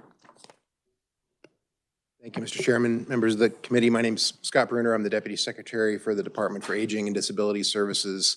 I work with the state hospitals and the superintendents and their leadership teams on oversight of their operations, and I'm also responsible for their capital improvements plan. The state hospitals are under the authority of the Secretary for Aging and Disability Services, and we consolidate their capital improvements requests in our budget. It shows up in the KDADS budget, not the individual hospital's budget. So that's why I'm here in front of you today. You should have a brief piece of testimony that's the overview of our capital improvements plan. And then we've got more detail and supporting schedules that we submit that break down projects by campus and over the 5 fiscal years of the 5-year plan. I'm happy to talk about as you have questions. But so our 4 state hospitals in Parsons, Larned, Osawatomie, and the Kansas Neurological Institute here in Topeka house and treat about 850 Kansans every day, some of whom are citizens with the most severe disabilities or mental illness. Our campuses include nearly 80 buildings and are approximately 1.9 million gross square feet of floor area under roofs.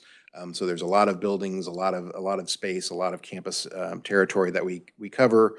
Many of the buildings are more than 50 years old, and that with the age of buildings, as I think you talked about with KDADS, there's maintenance that has to be done, repairs that need to be done.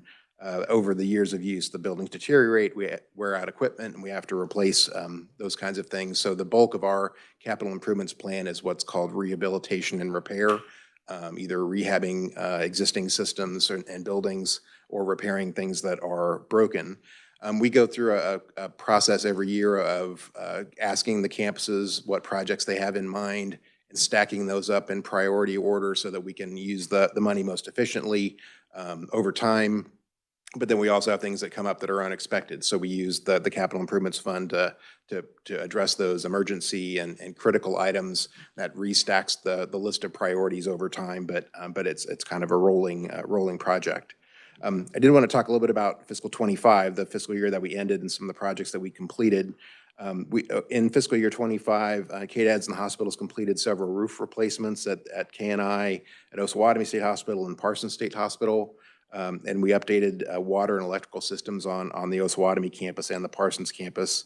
In particular, Osawatomie completed installation of a new steam boiler and completed a major replacement of water valves in anticipation of some additional work we're going to do on the water main system. But just that replacement of valves has improved our ability to control how water flows on the campus, and again, get us ready for replacing some of the mains in future years. Another group of projects that we've talked about several years with this committee is our raising program. We identified probably 5 years ago now several buildings on the campuses that were well beyond their useful age, had been vacant for some length of time, and are either hazards because of animals that live in them, the windows are broken, they're safety hazards. So we've completed several of those raising projects. Building at the Parsons State Hospital campus has been raised. We have awarded the contracts for the Rush and Carmichael buildings at Osawatomie, and one of those buildings is down and the other is scheduled here in the next month or so. And then we've got 3 buildings on the Larned campus that are some of the older buildings in kind of the central part of campus that are also identified for raising. That'll happen sometime over the course of this, probably in the spring as those contracts get awarded. So we're making good progress on those. We've got one more building left that was part of that original plan. And there was a separate appropriation for that if you go back into the history, you'll find for those raising projects. For fiscal year 2026 that we're just starting this month, KDADS received $3.5 million from the State Institutions Building Fund for rehab and repair projects. There's also some money that reappropriated from prior years that we're using to complete some projects, but that $3.5 million lets us get through the first priority rehab and repair projects. A big chunk of that is related to the second phase of replacing the Osawatomie State Hospital medium voltage electrical system. We've done a lot of work on the water system that got us into the tunnels, and we knew that we needed to do some things due to some electrical outages just to update the infrastructure. We used last year's appropriation to fund the first phase of that. This is the second phase, and there's some more description in my testimony there that talks about that. I just wanted to highlight one other item in the last sentence. We completed a facility assessment of buildings that we occupy just to get a sense of where we are with projects that we've completed. And one of the things that came out of that kind of assessment of all of our occupied buildings was a need to focus on the fire alarm system and some sprinkler systems and monitoring and alarms as well. So we're using some of the appropriation from this year we had these spread out over the 5-year plan over the last couple of years to do them in phases. There's some efficiency with the contractors we work with that do this fire alarm work and the state contracts for fire alarm sensors. We're bundling those together into larger projects this fiscal year. So we're replacing fire alarm sensors, monitoring equipment at Larned, Osawatomie, Parsons, and KNI just to get those systems up to date. And then there's a pre-planned project for sprinklers at Parsons that's tied into that as well. But again, we did the assessment. The buildings overall are in good shape from where they've been updated, but the fire alarms we've had some issues with. So we're trying to address that this fiscal year. For fiscal 27, we identified $6.2 million in rehab and repair projects through that assessment and prioritization process. What we do in our budget request is prioritize the first priority, and that becomes the $3.5 million that were typically appropriated from the SIBF. And so the plan reflects that.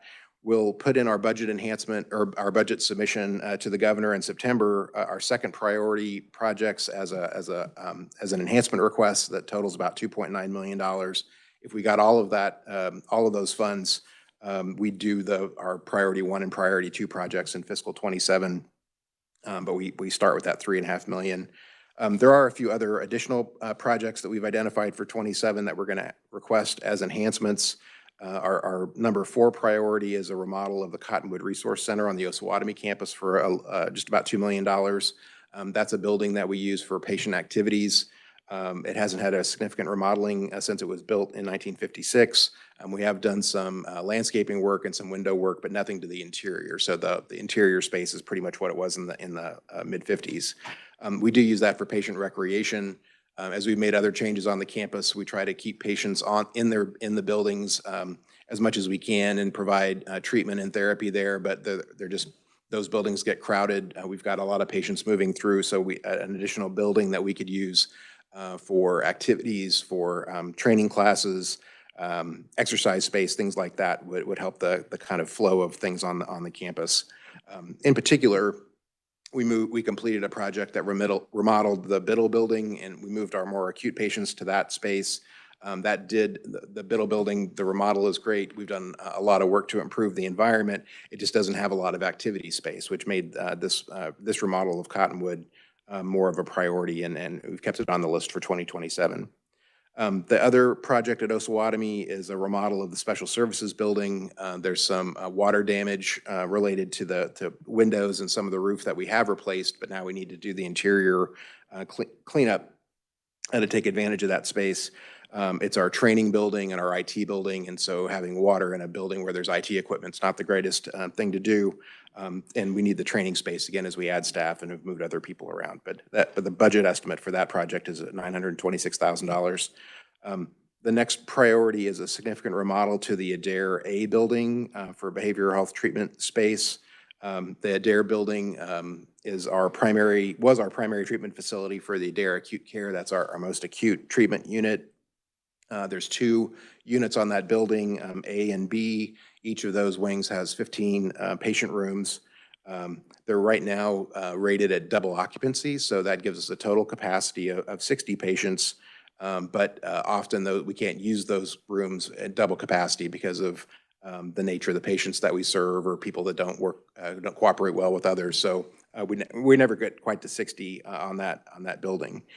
We did move all the patients out of that building and move them to the Biddle remodeled space, so that's been great.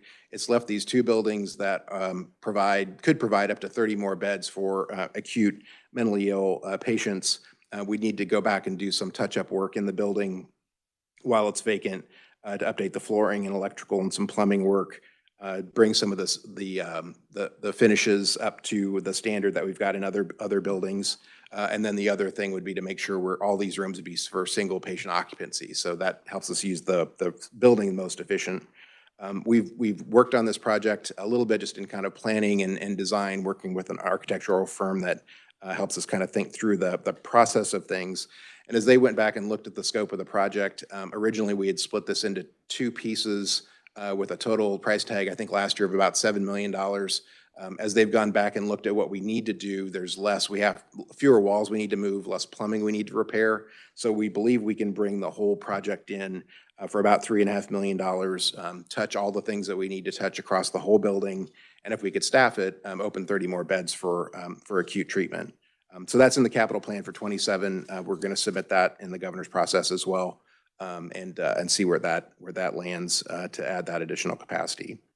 And then, Mr. Chairman, the last comment I'd make that we're tracking in the plan since last year is our building project in Sedgwick County. During this 5-year period, we're constructing a new state mental health hospital in South Wichita.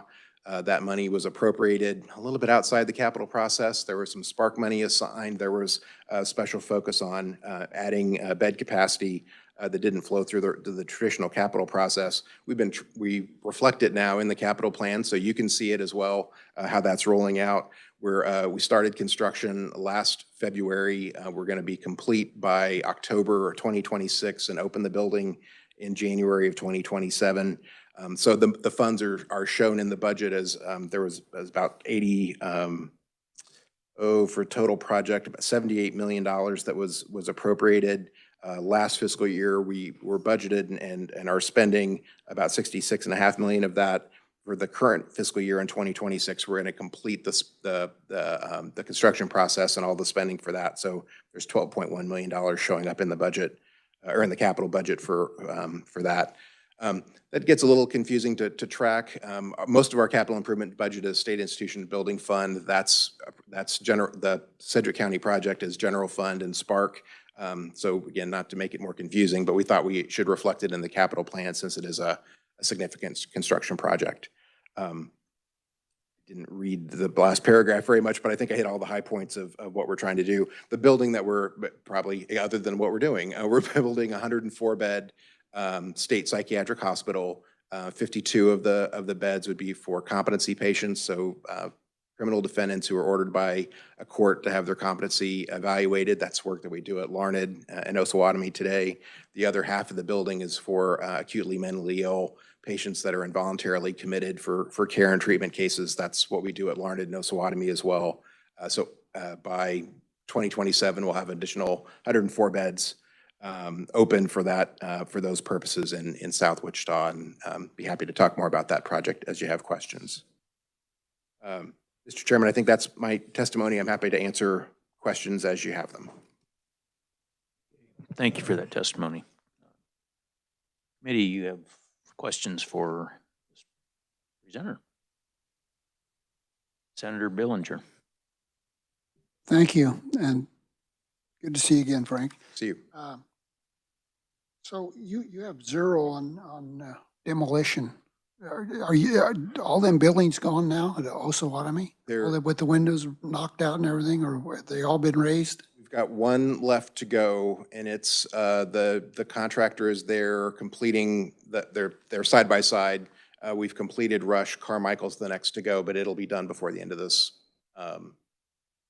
It'll be this fall that it gets completed.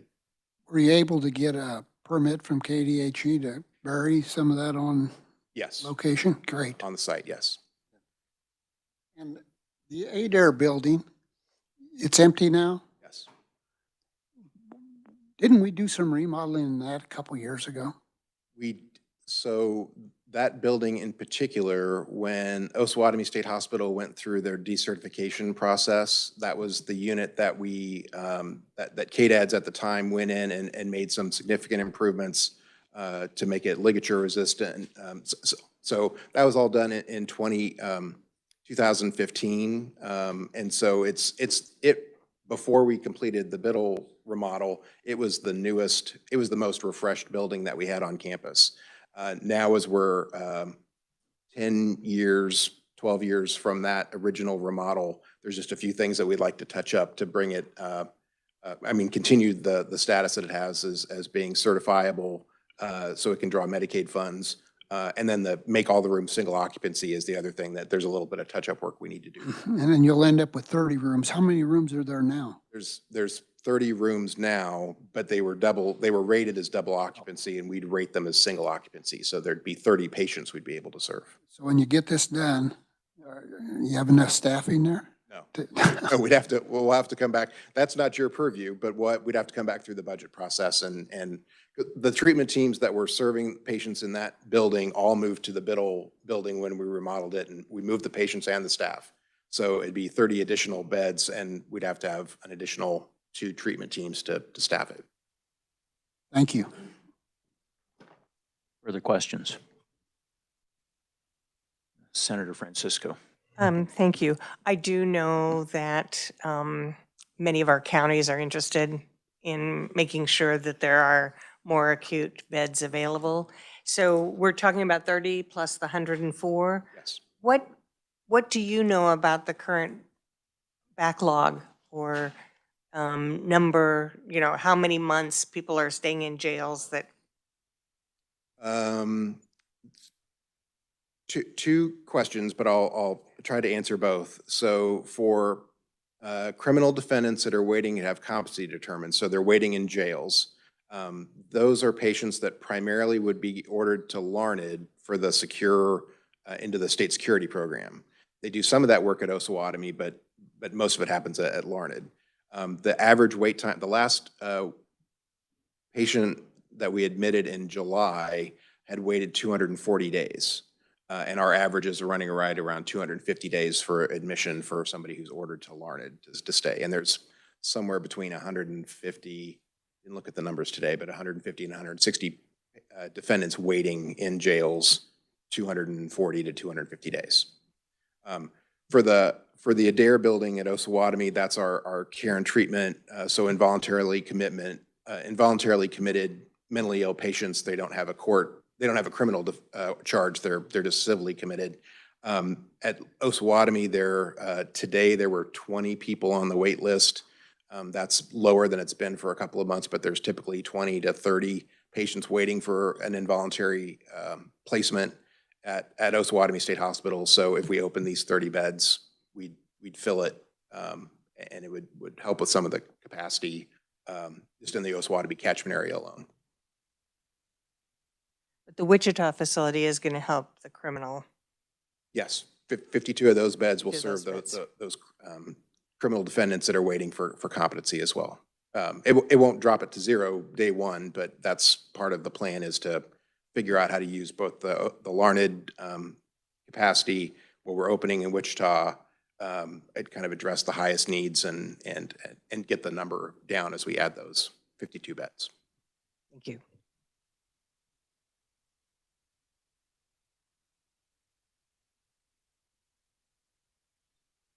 Yeah, Senator Clues, go ahead. Thank you, Mr. Chairman, and thank you for the update on all this. I'm still been kind of wrapping my head around all of this. But so technically then for the current year, fiscal year, we're looking at about 9 million because the 12 was already included. Following that right? From previous, I mean, it was already appropriated. Yes. Yeah. Okay.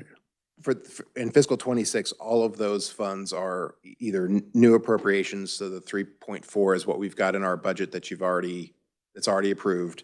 The 5.6 is carry forward funds that have been appropriated in the past.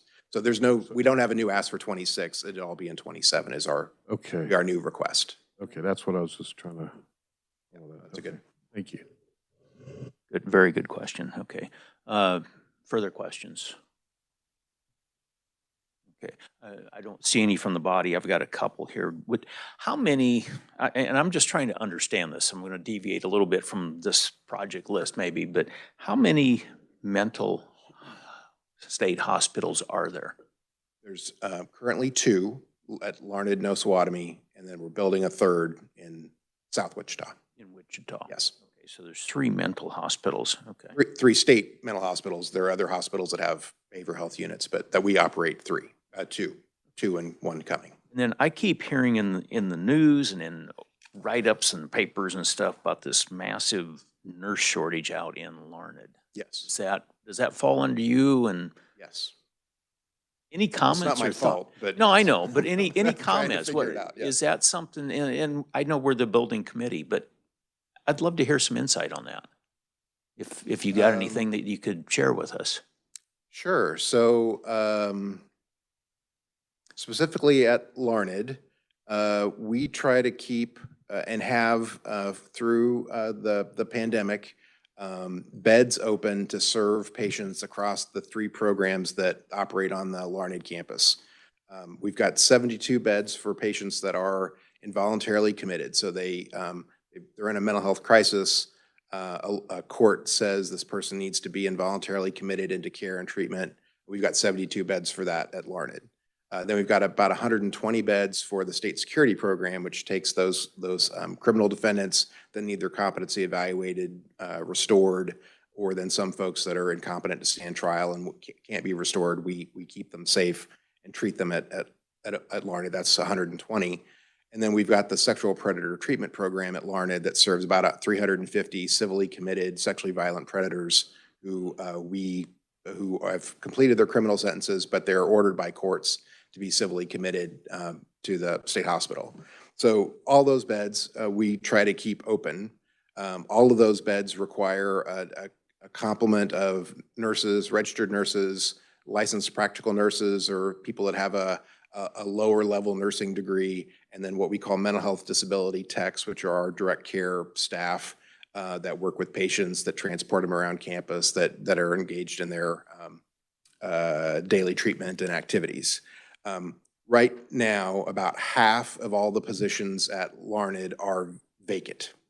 So we're authorized for a number of positions. We've got about 240 full-time staff that work there. To keep the beds open, we supplement that by hiring contract labor, primarily nurses and other people in those classifications to come in and work at Larned so we can keep the bed capacity open.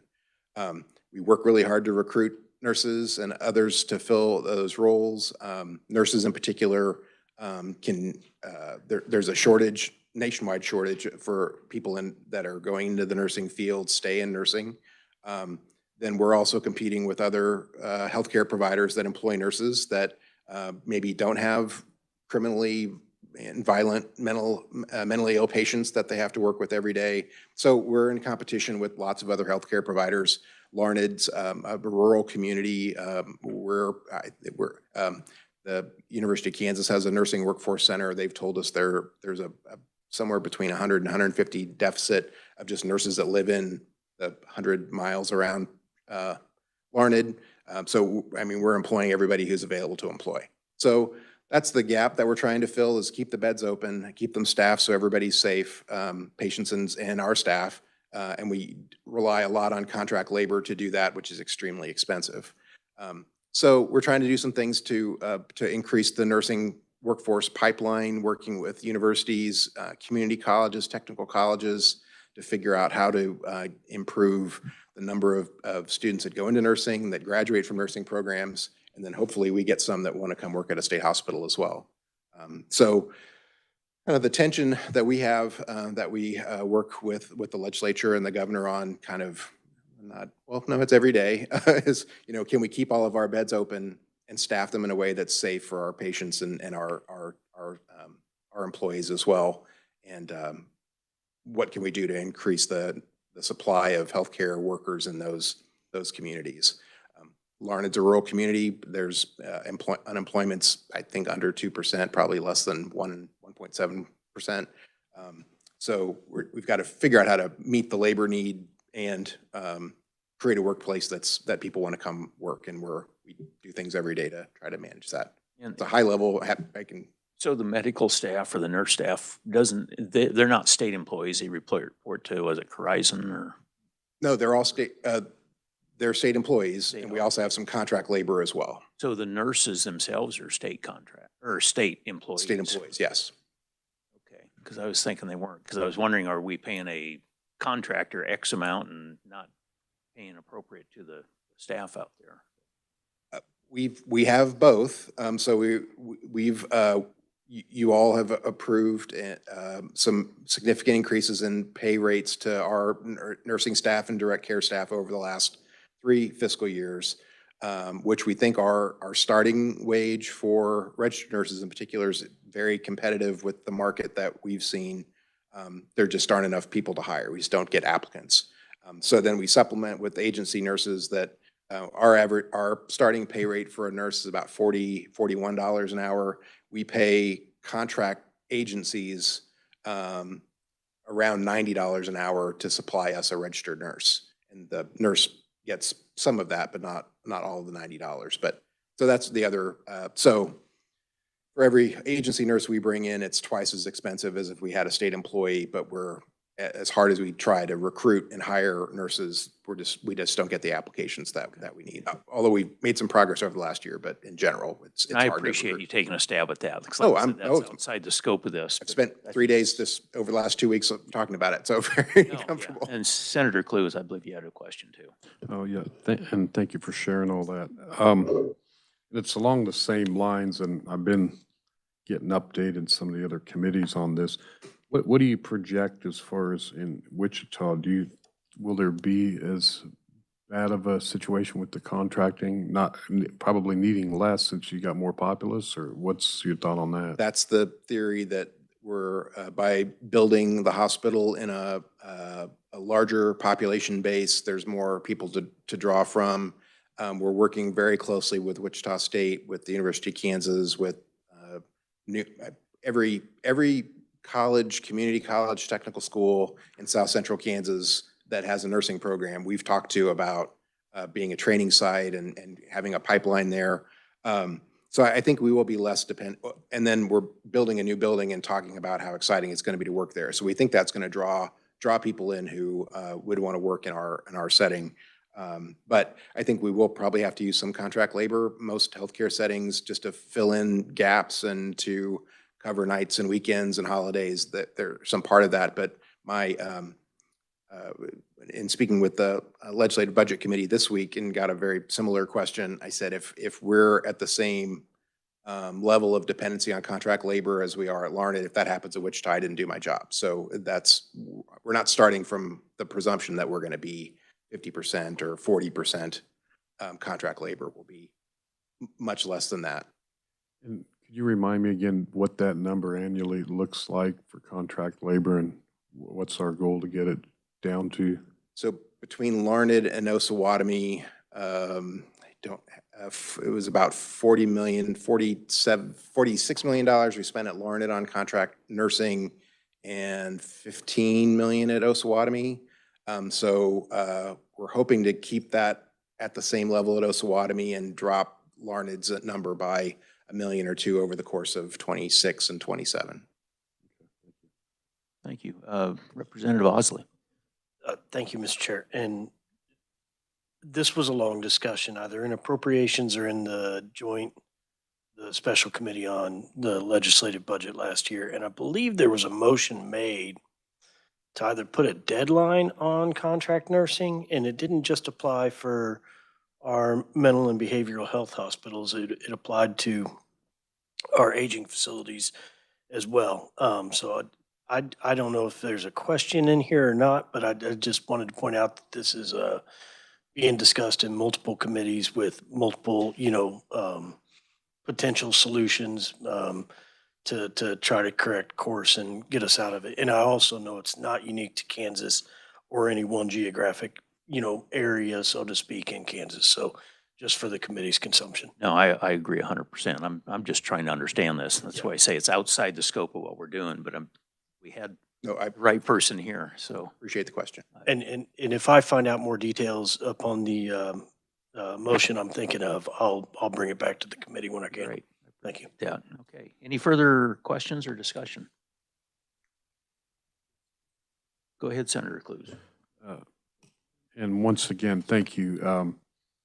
Just overall then, as I'm kind of scanning through the different improvements and the things that you're wanting to do, and do you feel pretty confident that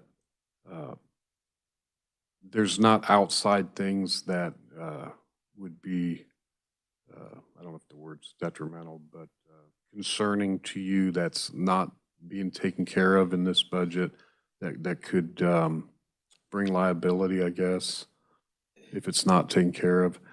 For instance, like with some of the projects, the buildings that, like for KHP and Marymount, there were some real risk factors if they didn't make the repairs.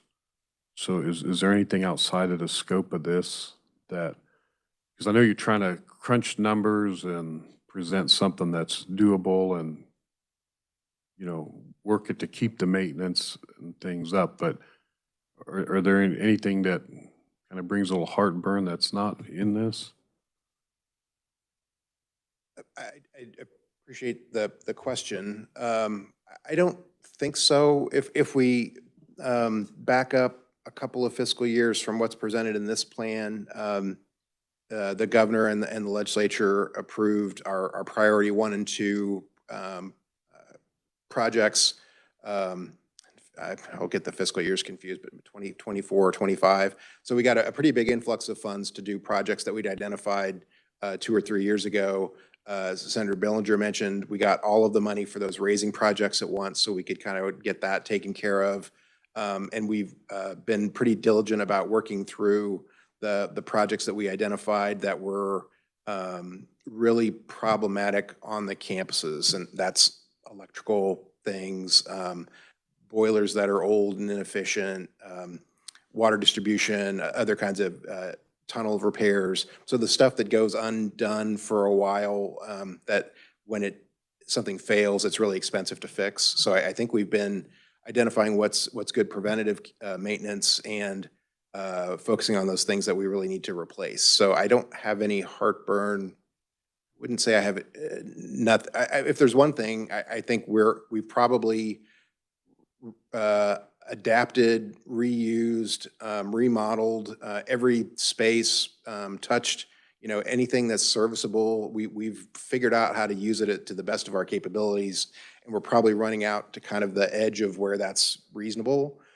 So as we look at how our patient mix might change in the future, or needing additional, like Wichita's it's a huge opportunity for us to expand the services that we provide. but there are probably some other gaps or particular populations that we aren't serving that we might need to address. I don't think we have the flexibility to do those kinds of things. But in terms of the habitability, safety of the buildings, I feel like we're ahead of the curve of where we need to be, even to the point, you know, I hear from staff on the hospitals, we did a large paving and parking lot project at Osawatomie. We redid or retouched almost every driving lane, every parking lot. And for staff, you know, of the things that people tell me we did a good job of figuring out, they were really appreciative of addressing where sidewalks were failing or where they had, you know, they lost a tire in a pothole and and it hadn't gotten fixed for years. I mean, so those are things that make the work environment better as well, not just safety for patients. But so I think our ability to plan and adapt is pretty limited, but I think keeping the campuses running and improving them for the long-term sustainability of those campuses, I don't know that we're caught up, but I feel like we're on the right side of things on all 4 of the campuses. Well, thank you for that update. I didn't mean to put you on the spot on that, but it's that liability, and I know we talked about that, whether or not we were self-insured or we have other insurance, and it's just something, it just seems like we're in a sue-happy society, and making sure we have the things that are on the forefront taken care of are important.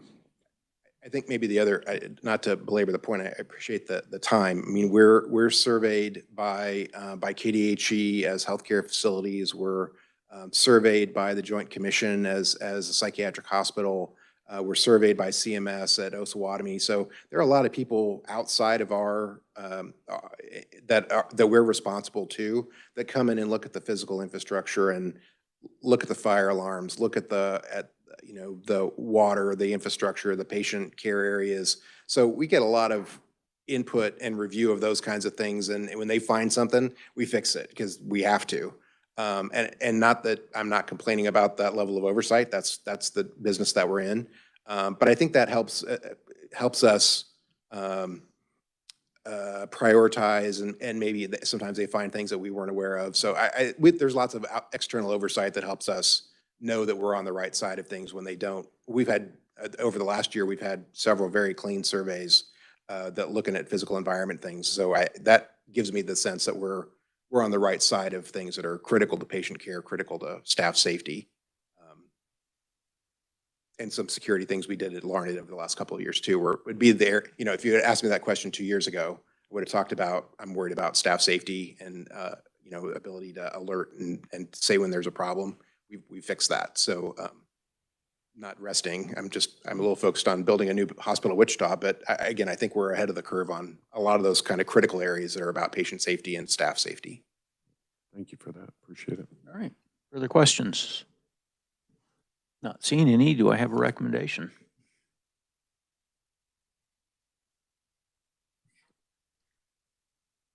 Senator Clues. Thank you, Mr. Chairman. I make a motion to approve Kansas Department of Age and Disabilities plan for recommendation. Do I have a second?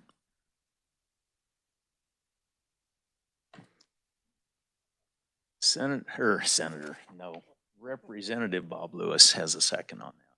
Thank you. So, body, you've heard the motion and the second. All in favor, please say aye. Aye. Any opposed, say no. It is unanimous. All right. Thank you very much. I appreciate the testimony and letting us drill you on a few things there. Next up is the Adjunct General's Office, Michael Liotta. Okay, thank you. Welcome to the committee.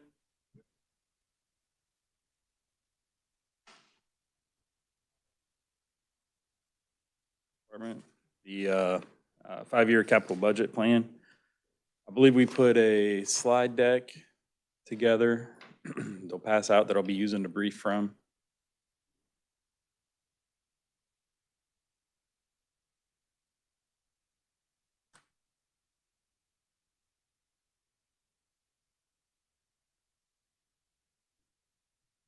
So the first slide is the work order totals for our third quarter FY 2025. We do about 2,800 work orders per quarter, and anywhere between 10,000 and 11,000 work orders per year. That's spread out between about 200 buildings and just under 3 million square feet of Army National Guard building space. Any questions on that? That's mostly that deferred maintenance and rehab and repair dollars that go towards supporting those actions. And those are changing HVAC filters or fixing doors or windows, that sort of thing. The next project I'll talk about is the Tremblay White Readiness Center. This was a Army Reserve Center that the Army Reserve turned in, and we were able to get that building. It's still a good building, and so we were able to remodel that one, and we'll be using that as a readiness center here soon. The construction on that should be done in the March timeframe. There's a couple pictures there. We pretty much went in and gutted it. We were able to use federal funding along with some of the state funding that we get from the rehab and repair dollars to do the renovations that were necessary on this. Are there any questions on Tremblay White or? Go ahead, Senator Francisco. Thank you. A few too many initials for me. So MVSC, motor Vehicle Storage Compound, ma'am. Yep. So it's a really nice site for us. It's not landlocked like some of our other sites are. So they do have a parking lot for our military vehicles and sizable lot for POVs, and then we have some green space where we can put up some tents. So we're pretty excited about that spot.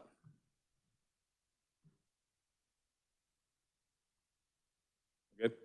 And then so the next project is Kansas City Readiness Center Active Nature. That project was built in the 1950s, and we did get some special appropriation for that. We also added federal dollars for this project as well. And this project is nearing completion. So we have a couple pictures of the outside of this building, but we basically remodeled the whole interior of that facility as well. We did that with a combination of some of the rehab and repair and our federal funding that we get. Any questions on that one? Just about, real quickly, the Senator Francisco just pointed this out to me. The geothermal well field is installed on the front lawn. What are we doing there? With the Tremblay White? Yeah. Yeah. So where we can, we try to use geothermal. That does two things for us. That saves about 20 to 30% on our utility bills overall. The other thing that it is it's a resilient strategy for active nature. And so, on a typical building, you have your cooling tower or your HVAC equipment either on the roof or adjacent to the building. Sometimes a storm can wipe that stuff out. When it's underground like it is and the pumps are housed in the facility, then it's more resilient to acts of nature, and it's a resilient strategy that we try to employ where we can. So you've got a well there, you're pulling water up and extracting from it and then dumping it back into the ground? Is that? No, sir. So it's a closed system. And so the wells are approximately 400 foot deep. They get about 2 tons of cooling here in Kansas, rough order of magnitude. And it's not glycol anymore. It's a different refrigerant that we use basically that runs through the system and throughout the building and works just like a regular HVAC would. It's just your A coil is in the ground essentially. All right, thank you. Another question? Not a question. I was just pleased to point that out to the chair because we both serve in utilities. And so I think that's a very positive thing to see. Yes. It's been done at that facility. Okay. And I went through Kansas City. Any questions on Kansas City? Or move on? Okay. And so then the next slide there is that long-range construction plan. These are projects that we're requesting federal funding for. Essentially, currently right now, the only project on here that would potentially carry a state share would be that Lawrence Armory, but that's more than 10 years out and not on the top of the list at this time. So these projects we request through National Guard Bureau and go through a competition process and just have this for your information. Any questions there? So the next slide is a list of projects that are currently either in construction or design. The last two on the list are in design. The rest of these are in construction. And so the Salina Ursit project, that one is almost complete, should be done by the end of October. That is our first solar array that we've installed, and that was 100% federally funded through the Ursit program. And we're excited to get that one done and see how that works. The next, any questions on that? Solar, okay. The Joint Force Headquarters Readiness Center is a new building that we just built at Forbes Field. We have moved into the building and we are using the building. The construction project isn't complete. We have a generator that has been on order for more than a year. It's supposed to be installed in December. Once that's installed, then this project will be complete, but we're essentially using the building now. Any questions there? Okay. No question. It'd be kind of interesting to see that some point because I think a bunch of us were out there for the kind of ribbon cutting when they were breaking ground on it and stuff. Yep. Yeah. Anytime you guys want to see it, we will be glad to walk you around. But it's now open. Yes, sir. Very good. It's open. We're working at the generator is the last thing. We have the pad built. We, all the conduits there. We're just waiting on the generator and the final hookup there. The next project is a new field maintenance shop in Great Bend. We have a Great Bend we have an armory in Great Bend, and this facility is for the vehicle maintenance that supports the area down there. It's close. It's also close to being complete. We are finishing up just a few change orders on this project and should be done by October, November timeframe. Questions? No. Okay, so then the next one is one that we're really excited about, the Hayes Readiness Center. And that was appropriated with mostly state funding. We were able to match some federal funding to that, which we're also excited about. We recently got that awarded in June of this year, and the contract's finalized. The notice to proceed was issued for the 25th of July, I believe. And so the construction is underway right now. There's not much to look at. They just cleared the ground. But these are illustrations of the renderings that the building will look like. And then the floor plan and a site layout. Any questions on that? Okay. The next project we're talking about is the KDADS Emergency Operations Center. This is in addition to the State Defense Building that's located at 27th and Topeka Boulevard. This was appropriated with ARPA funding and supported with ARPA funding. And the construction on this, the first floor of the State Defense Building was totally gutted and remodeled. And then the new addition part should be done in December or January of this year. Contractually, it's February. And the top part of the State Defense Building remodel should be done later in September. But we won't move into the facility, so to speak, until that February timeframe. Any questions on that? And then there's a couple renderings of that one, and then a current construction photo of where we're at currently. It's a little bit further along since this photo has been taken, but it was taken about, I don't know, a month ago.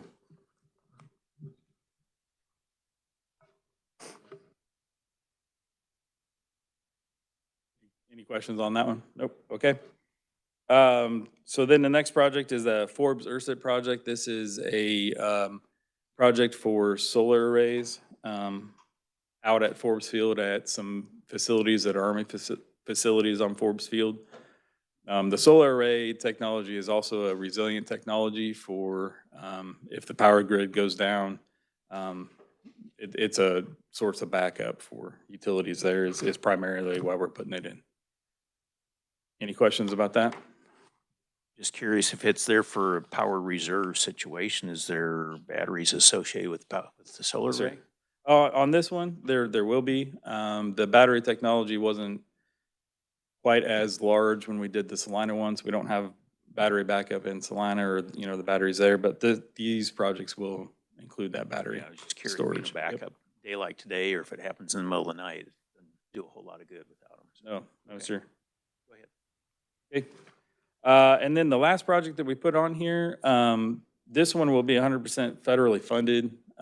It's on the Milcon FIDEP for FY '28, where we are going to build a new readiness center out at Fort Riley.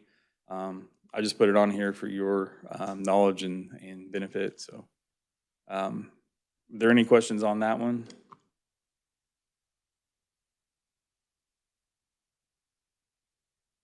Good. All right. That kind of concludes the PowerPoint section. Yep. Right? Yes, sir. You've seen it. I'm going back and forth with the vice chair. We're questioning some of the items on the dollar amounts in the capital budget plan there. Yes, sir. And On the got front page, questions. the front page is it represents the federal and state dollar that we match. Yep. Go ahead, Senator. Yeah, oh, thank you, Mr. Chairman. No, as I was going through each project, I see it's identified clearly then for each project, state share, Fed share, and you just alluded to the front, so I think I'm good. Okay. Well, further questions, either on the PowerPoint or on the project dollars? Not seeing any. Do I have a recommendation? Seems you had the most questions. I'm going to let you make it, Senator. Okay. Thank you, Mr. Chairman. I'll make a motion to approve the Adjutant General's Department for recommendation, their 5-year plan. Do I have a second? Senator Schmidt does the second on it. Thank you, Senator. Body, you've heard the motion and the second. All in favor, please say aye. Aye. Any opposed? Motion passes. Thank you. All right. Thank you for your time, sir. Yes, sir. Let's see, that's it. So we're running just a little bit ahead of schedule. That's good. Did you hear anything back yet? Or, oh, it is here. We're having lunch brought in. I see somebody sitting in the very back. Looks like he's trying to fall asleep back there. Can you step up here, sir? We need to hear from you. Please identify who you are and what you're doing here. Mr. Chairman, happy end of summer. My name is Stephen Durst on behalf of Federico Durst Consulting, and it's great to see you folks after a couple of months. So thank you, and we are happy to provide nourishment for this afternoon. No, I appreciate you doing that. So anything you want to say about your background or who you represent, or just you're happy to be here today? We just appreciate working with you all. All good friends. So that's it, Mr. Chairman. Thank you. So looks like we've got the lunch actually scheduled for noon. We've got State Fair Board is up next at 1:30. I don't know if anybody's even here from the State Fair Board. Is that you? Yeah. You're DCF. Okay. I mean, if you guys don't want, would you mind doing it? Yeah. Do we have the information for DCF yet to the staff? Is there anything that we need passed out? I appreciate you being early, and we'll just get it out of the way. Make things efficient here. So they're passing the information out. You're Brett Witten? That's correct. Okay. Welcome to the committee. Thank you for having me, sir. Appreciate it. You've got our ear.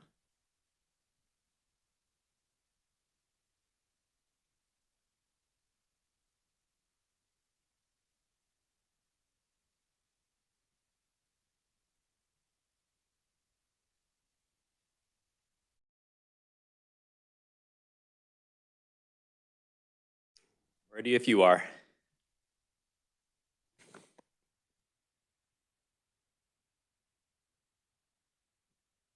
right, thank you.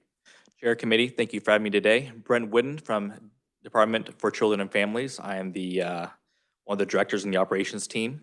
I'll be speaking today about our Topeka Service Center, which is the only building that is owned by the state that we currently reside in.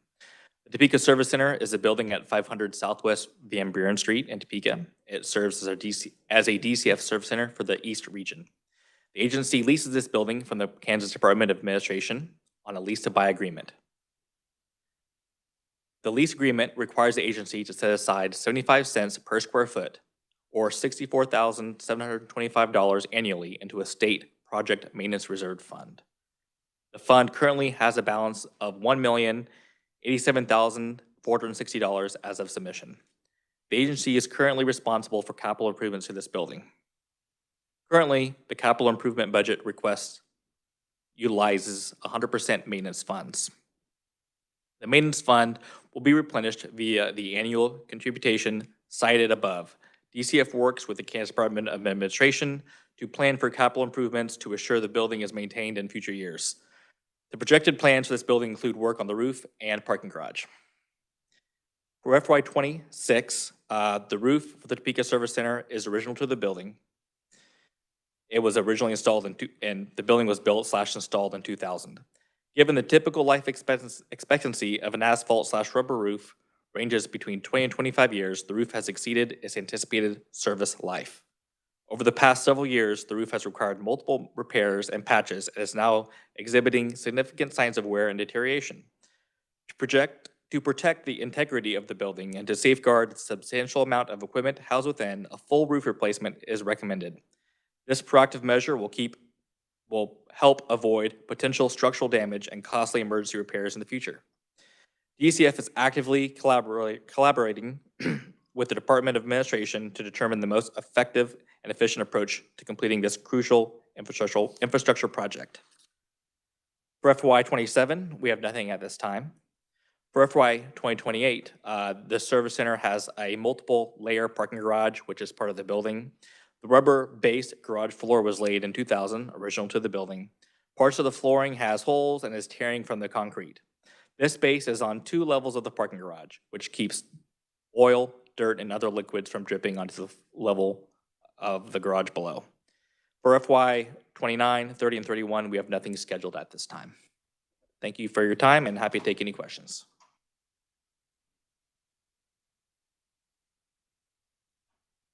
Thank you. Questions from the committee? See any? I've got a couple here. So it's the building we're in, 500 Southwest Van Buren, is a leased space, correct? Leased from the Department of Administration, so it's owned by the state. That's what I was looking for. Okay. I was questioning Otherwise, I wouldn't be here. I was questioning why we're paying for a roof on a leased building. It's the only building that That the state owns that we occupy. And at this point, kind of mutes out the rest of the questions I had, but lease for how long yet? So officially, DCF will own the building from the Department of Administration in May of 2030. So you'll take full ownership? Correct. So therefore, it makes sense to do the maintenance. And Okay. we ain't moving anytime soon. That was the missing part that I needed. Thank you. All right. We'll add that in for future years as well. All right. Further questions? Representative Lewis. I'm just curious, how do you become owners when you're leasing? We pay off the bonds. There's some bonds in previous years that the Department of Administration took over. So once we pay those back, we'll own the building outright. Any questions? Go ahead, Senator Francisco. So you would consider this a lease to own? Correct. So part of your lease agreement is ownership. With that said, do I have a recommendation? Senator Francisco. Thank you. I move that we approve the capital improvement budget for the Kansas Department for Children and Families as presented. Do I have a second? Please let the record show Representative Lewis says a second on it. All right. Body, you've heard the motion. All in favor, please say aye. Any opposed? It's unanimous. I appreciate you asking or answering the questions and stepping up early here. Thank you for your time and enjoy lunch. Senator Francisco. Having been on this committee for a number of years. 21. So I would just add that, initially I had asked why so many of the facilities for the Department of Children and Family are leased. And most of them are leased not from the state. And that's because it's considered an expense that you can get federal matching funds for. So it is more financially advantageous for this department to lease their buildings than to own them. So that is something that I managed to learn. All right, good input. Okay, with that, it is my understanding we have lunches out in the, are they on the hallway? Okay, and nobody's from the State Fair Board here at this point yet, so. Okay, so we'll just hold it at 1:30. Okay, so we are basically free until 1:30. So at that, we are in recess.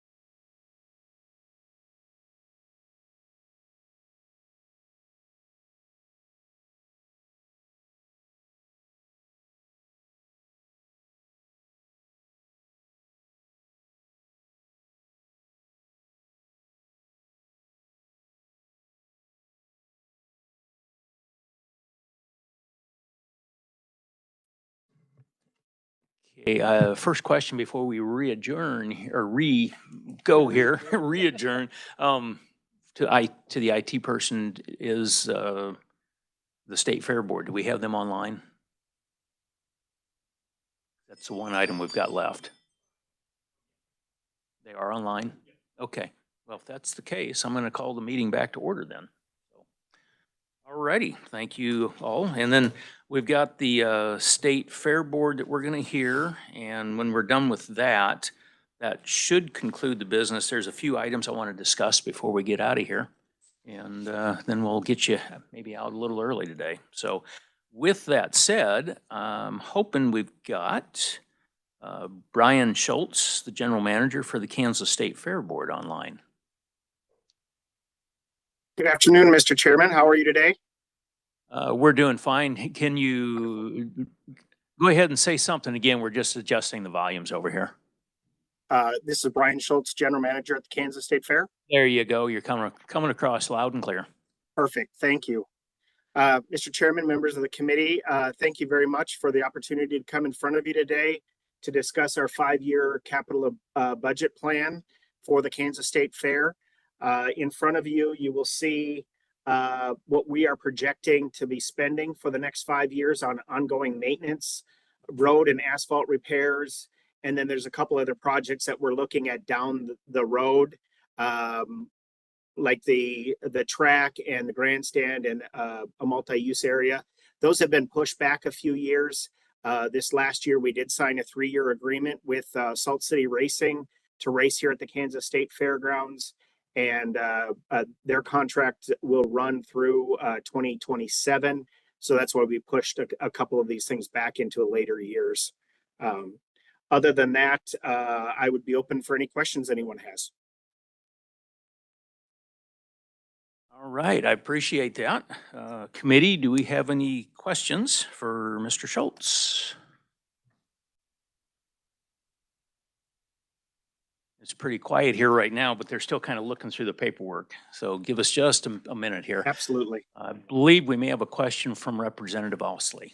Thank you. And thank you, Brian. How about just a quick update on the Bison Arena rehabilitation and repurpose? Absolutely. Thank you, Representative. We were supposed to be completed with phase 1, which was all of the exterior doors, windows, tuck pointing, the cupolas, all that kind of stuff was supposed to be done by August 2nd. They did have a few minor things on back orders, but have been reassured that by next Tuesday, the area around the Bison Arena and everything that they can get done will be done. So that will be on display as we start the Kansas State Fair next Friday, September 5th. So that will conclude phase 1. We did put phase 2 out for bid, and Weens and Company from here in Hutch received that bid. Phase 2 will be about a $4.1 million enhancement to the building.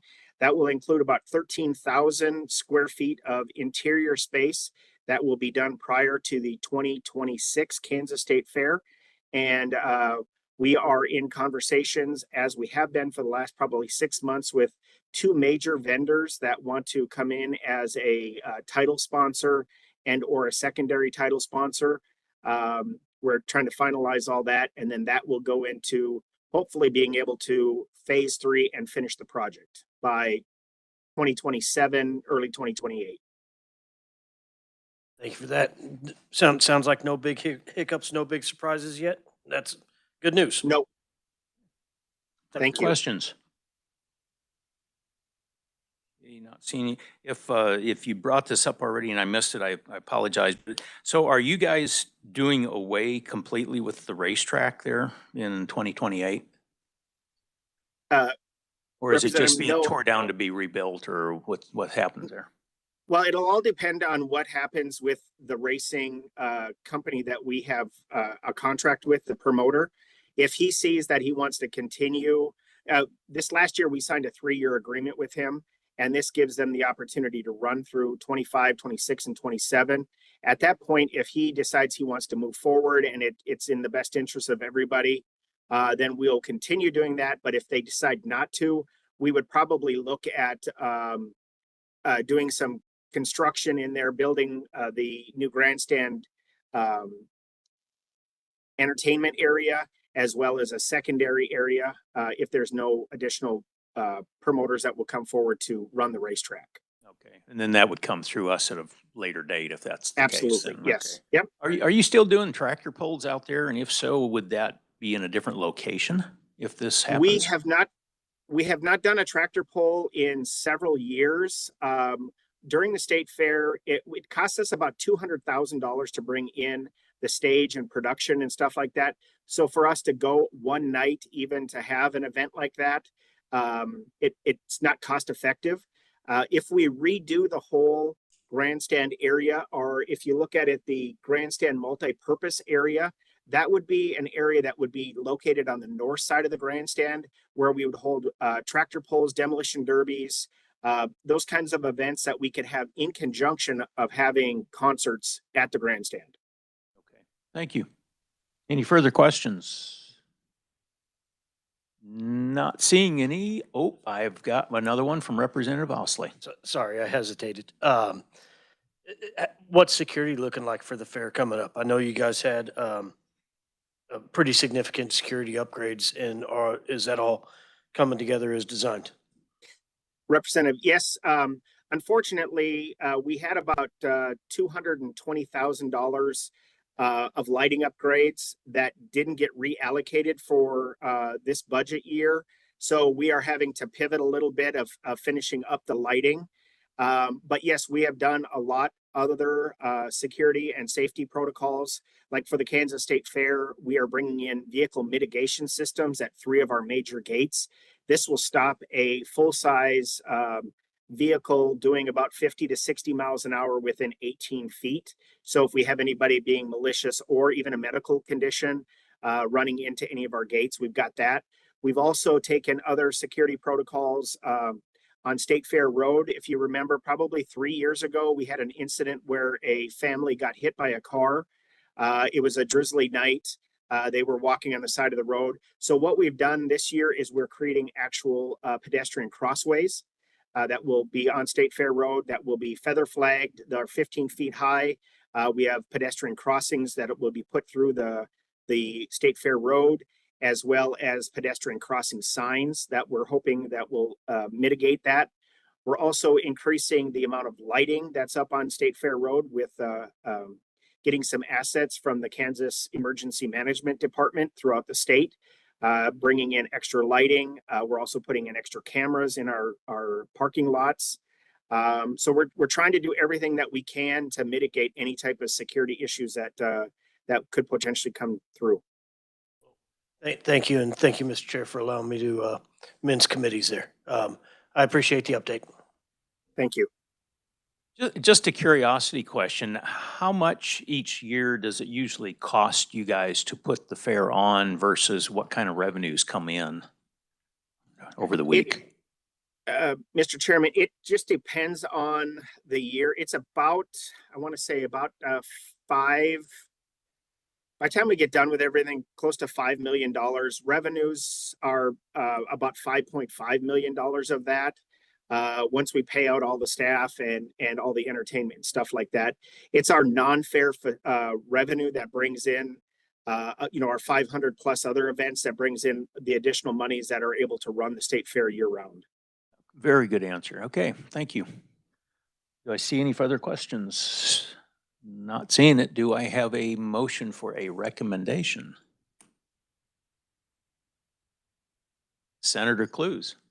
I will make the motion to move the Kansas State Fair Board 5-year capital plan for recommendation. Do I have a second? I have a second from Representative Osley. Okay, body, you've heard the recommendation motion. So all in favor, please say aye. Any opposed? Motion passes. Okay, thank you for taking your time to testify to us, Mr. Schultz. Thank you very much, and we hope to see you next weekend, the 6th, for legislative luncheon and legislative showmanship here at the Kansas State Fair. You sure will. Thank you very much. Have a great day. All right, everyone. That does conclude the list that we had to go through. There's a couple of items I just wanted to hit on real quick. We have got a tour, just a second, did you have any questions or anything? Okay, we've got a tour set up of the Hutchison Correctional Facility. As you probably remember, they're asking for a new building. I went out there by myself and did a tour just to see what the facility's like, what kind of issues they may be having, and I want to stay real neutral on my part at this point. But I want to get as many of you as possible out there just to see what the facilities look like, what they're asking for, what are maybe some alternatives if we want to do that. I purposely set it up for September 5th, being the Friday that the fair does start, and we're supposed to be there the next day on the 6th. So I just thought if you're coming from a long ways away, that might help you with a little bit there. So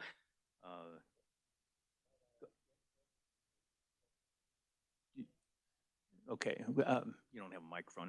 Okay, for anybody listening out there, the staff just said the tour is set up for 9 a.m. on the Friday morning. And how long do you expect that to take? If I was guessing 2 to 3 hours, give or take, yeah.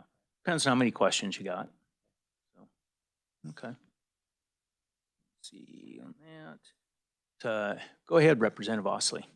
Thank you, Mr. Chair, and I appreciate the consideration of the calendar. I will not be able to attend that meeting, but I was just speaking with staff.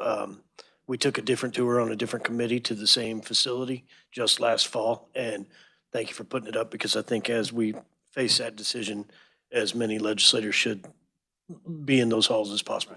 Right. It'll come back to us for recommendations somewhere, so, all right, appreciate it. Don't see any other comments on that.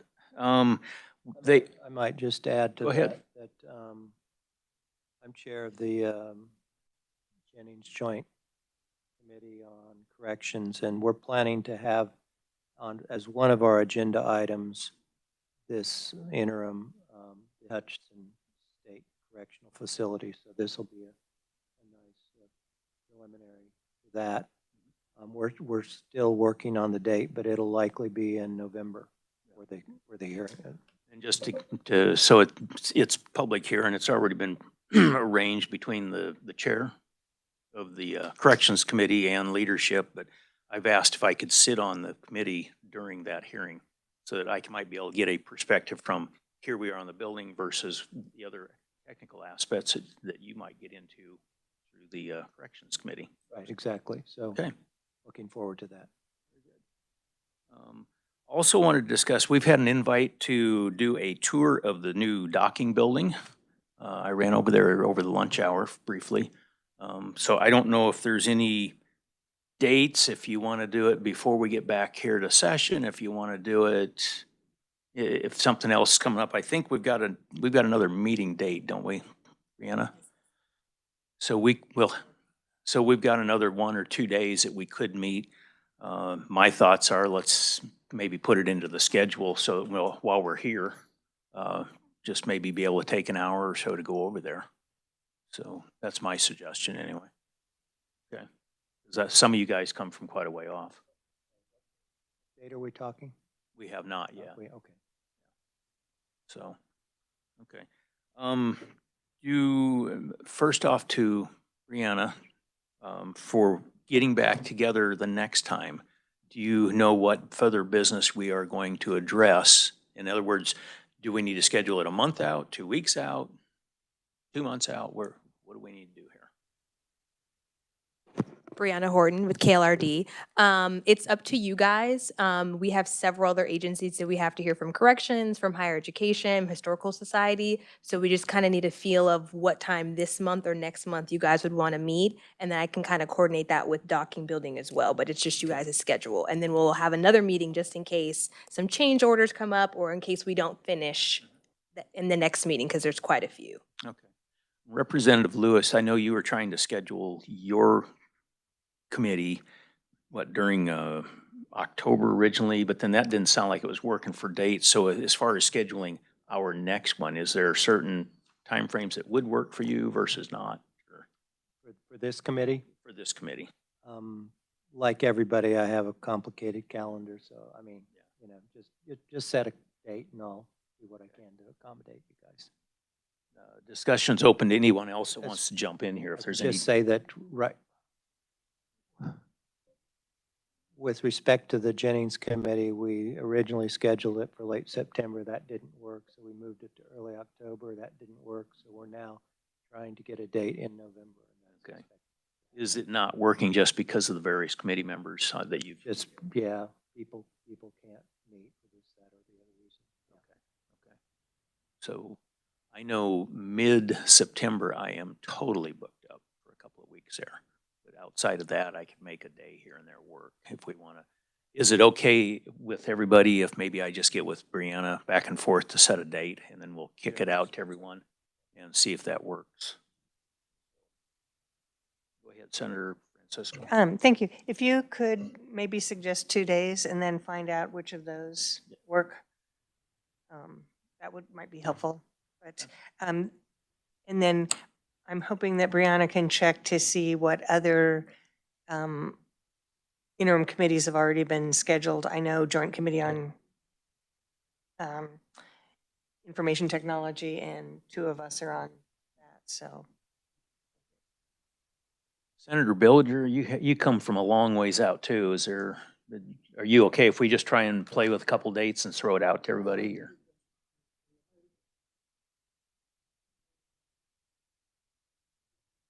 Well, you're going with me to one of the meetings, so that we're gonna be tied up there for a week.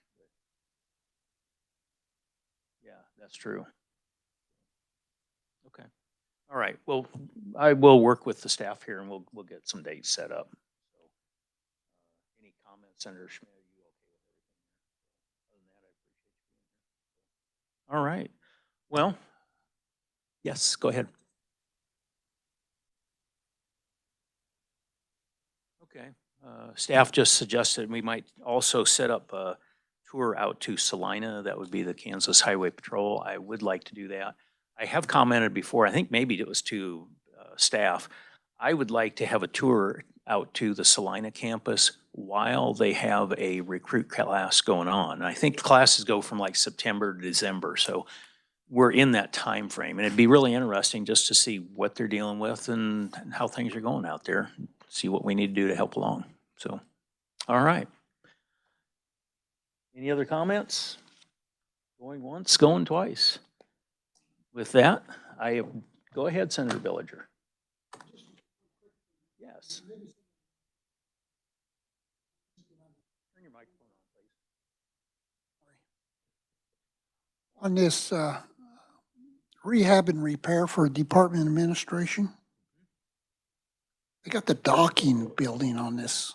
I mean, What he's referring to, and I did not catch it either when we had the Department of Administration in here on the documentation they gave us. It was for some maintenance, repair, from vandalism and so forth of their facility. Well, it's listing the docking building, which is brand new. So maybe if I could get Brianna or so maybe to reach out to them to find out, is that a typo? Or we already got vandalism over there, we already have them doing repairs to the brand new building, but just what? Because that's the way it was printed up to us. So, and we just didn't catch it when he was here. Does that sum it up? No, just find out if we can see if. And it may be just a typo, but we don't That's know what I that wondered, answer. because if not, I want to know what they're using it for. Yeah, and there was, how much allocated for that, you remember? 750,000. 750,000, that's right. Okay. It was a lot of money for something that possibly is a brand new building, so what's going on, so. Okay. With that, I think we are done and we are adjourned. Thank you everyone for coming.